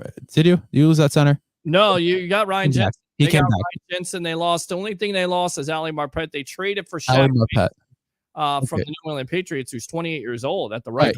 He's certainly really good. He's a really good guard. But man, depth is big with this team, right? That's something we've seen for a while. That would be. Do you need a receiver? I mean, you got a lot of them. I'm telling you, like again, people keep on saying Godwin's not going to be 100%. And, according to a lot of people in the know, Leo Haggerty, our guy here at Amped Up Sports, he doesn't think he's going to play until October. Okay, sure. So you trot out Mike Evans, Russell Gage. Yeah, Russell Gage isn't bad. I just think the guy you're getting at 27. More value? You're going to get more value out of a lineman at this point. Okay. With the guys that are on the board. A lot of secondary players go in the mid-20s for me. So I think there's a lot of good linemen that you could get at that pick that I like. I like more than taking a receiver there when you can go with a receiver of similar stature in the 2nd, 3rd, 4th round, in my opinion. I don't know. This is a deep draft for receiver. It is. So I do like that. I guess I'll give you before I go. I know that was technically the last question, but before I go, let me give you my favorite. Can I give you like 5 players just that I love in this draft? Just like my 5, like just dogs in like the mid rounds. Of course you can. Go ahead. Go for it. All right. Let me tell you here. These are not top 10 guys. These are maybe not even top 15 guys. I love these. Dude, Tyler Linderbaum, he's a center out of Iowa. Remember, he was being talked about as a top 10 pick. Yeah. Now I have him going 20 to the Steelers. People are talking about him even maybe falling out of the first round. Crazy. Which would be ridiculous. Yep. He's so good. Forget positional value. If I'm the Eagles, I'm taking him at 15 or 18, honestly, because he's that good. I don't care, but Jason Kelsey's on one more year. You let Tyler Linderbaum play guard for a year. You move him to center, and he's a 10. Jake, he could be Jason Kelsey. The only Exactly. problem is that he has short arms, but he plays at Iowa with Kurt Ferentz. I mean, I don't know. Tristan Wirfs has talked nothing but great things about him last couple weeks here in the press conference. Yeah. I already said my guy Sky Moore. Love Sky Moore. Big fan of him. Nakobe Dean, man, linebacker out of Georgia. He's my linebacker one, but it's close with him and Devin Lloyd. I love Nakobe Dean. Everything I've seen on film from him has been fantastic. And then if you really want to get later into it, Logan Hall, the edge out of Houston, I think he's an absolute dog. And then, sure, I'll go Matt Corral. Honestly, we'll go George Karlaftis. I like George Karlaftis out of Purdue. I've been seeing a lot on him about him falling. Also, don't let him get it. I don't get it. I don't understand it at all. Stupid. Jacob, go ahead and promote yourself here on the Evolution. Sure. Thank you very much for your time, as always, my friend. Of course, yeah. Go check me out. The Hardcount Football Podcast live Sunday mornings at 9 a.m. Eastern and 8 a.m. Chicago time on the Hardcount Football YouTube channel and on 1252 Sports Chicago. Follow me on Twitter at Jacob Charnow, Instagram at Hardcount Football. And be sure, guys, check out Thursday night. I will be live for the draft. I know, Peter, you're also going to be live, so bounce back between our shows. I'll say, you can watch me for like the Jets picks, and you can just alternate picks with us. Because if you go, 1, 2, just keep alternating picks, keep it on 2 tabs, and then eventually it's going to go nuts because we might combine, and then that's going to throw you off. But check it out. I'll be live probably the time the draft starts Thursday night at 8. I'll probably be live 7:40, 7:45. Come check it out on my YouTube channel. It's going to be a ton of fun as it was last year. But Peter, man, I really appreciate you having me on tonight. It was a ton of fun. It's late. I got to get some sleep, as do you. So go ahead. I'll get out of here. You wrap this thing up, and I'll talk to you real soon. I hope to see you on my show also. Absolutely. If not Thursday, then Sunday. Absolutely. Jacob Charnow of the Hardcount Football Podcast. Thanks a lot for your time here on the Evolution. All right. Yes, sir, man. I'll talk to you later. All right. There you go. Jacob Charnow of the Hardcount Football Podcast, 1252 Chicago Sports. There you go. Thanks to all the guests. We're going to wrap it up. Thanks to TJ Rives of the Buccaneer Radio Network, Buck Sideline Guy. Of course, Chris Pinson of WCJB TV 20 in Gainesville. We had Leo Haggerty on. We had Coach Dezmon Walker on, the Samurai Sack from the Chuck Smith Systems. And of course, once again, Jacob. We'll be back tomorrow night with Dennis Phillips of ABC Action News here on a Tuesday night as we are less than 2 days away from the NFL Draft. 3 things to wrap it up. Bring your passion. Bring your excitement. Just don't bring any nonsense. I'm your host, Peter Blake, your Rolex reporter. What time is it? It's my time, and it's your time. Have a great night.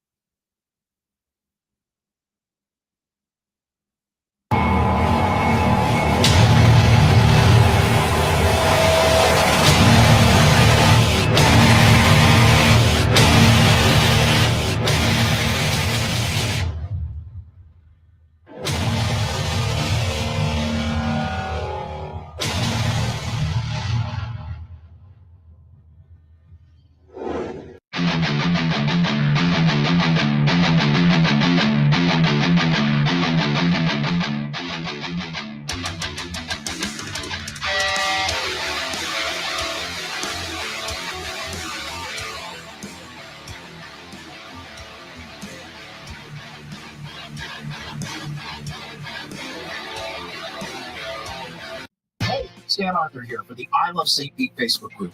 If you're a business owner looking to connect with tens of thousands of potential new local customers, you owe it to yourself to get enrolled in our Key Tag Rewards program. Since 2019, we've signed up more than 200 local merchants. Sponsor opportunities are available too, such as our group banner ad and even your own custom key tags. Just go to stpetekeytag.com, get enrolled, and get ready to get busy. stpetekeytag.com.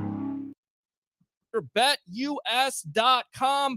If you guys are betting on the games, whether it's NFL, NCAA, of course, you're not going to do that now. Maybe basketball, not football, but of course, the NHL, NBA, go to BetUS.com.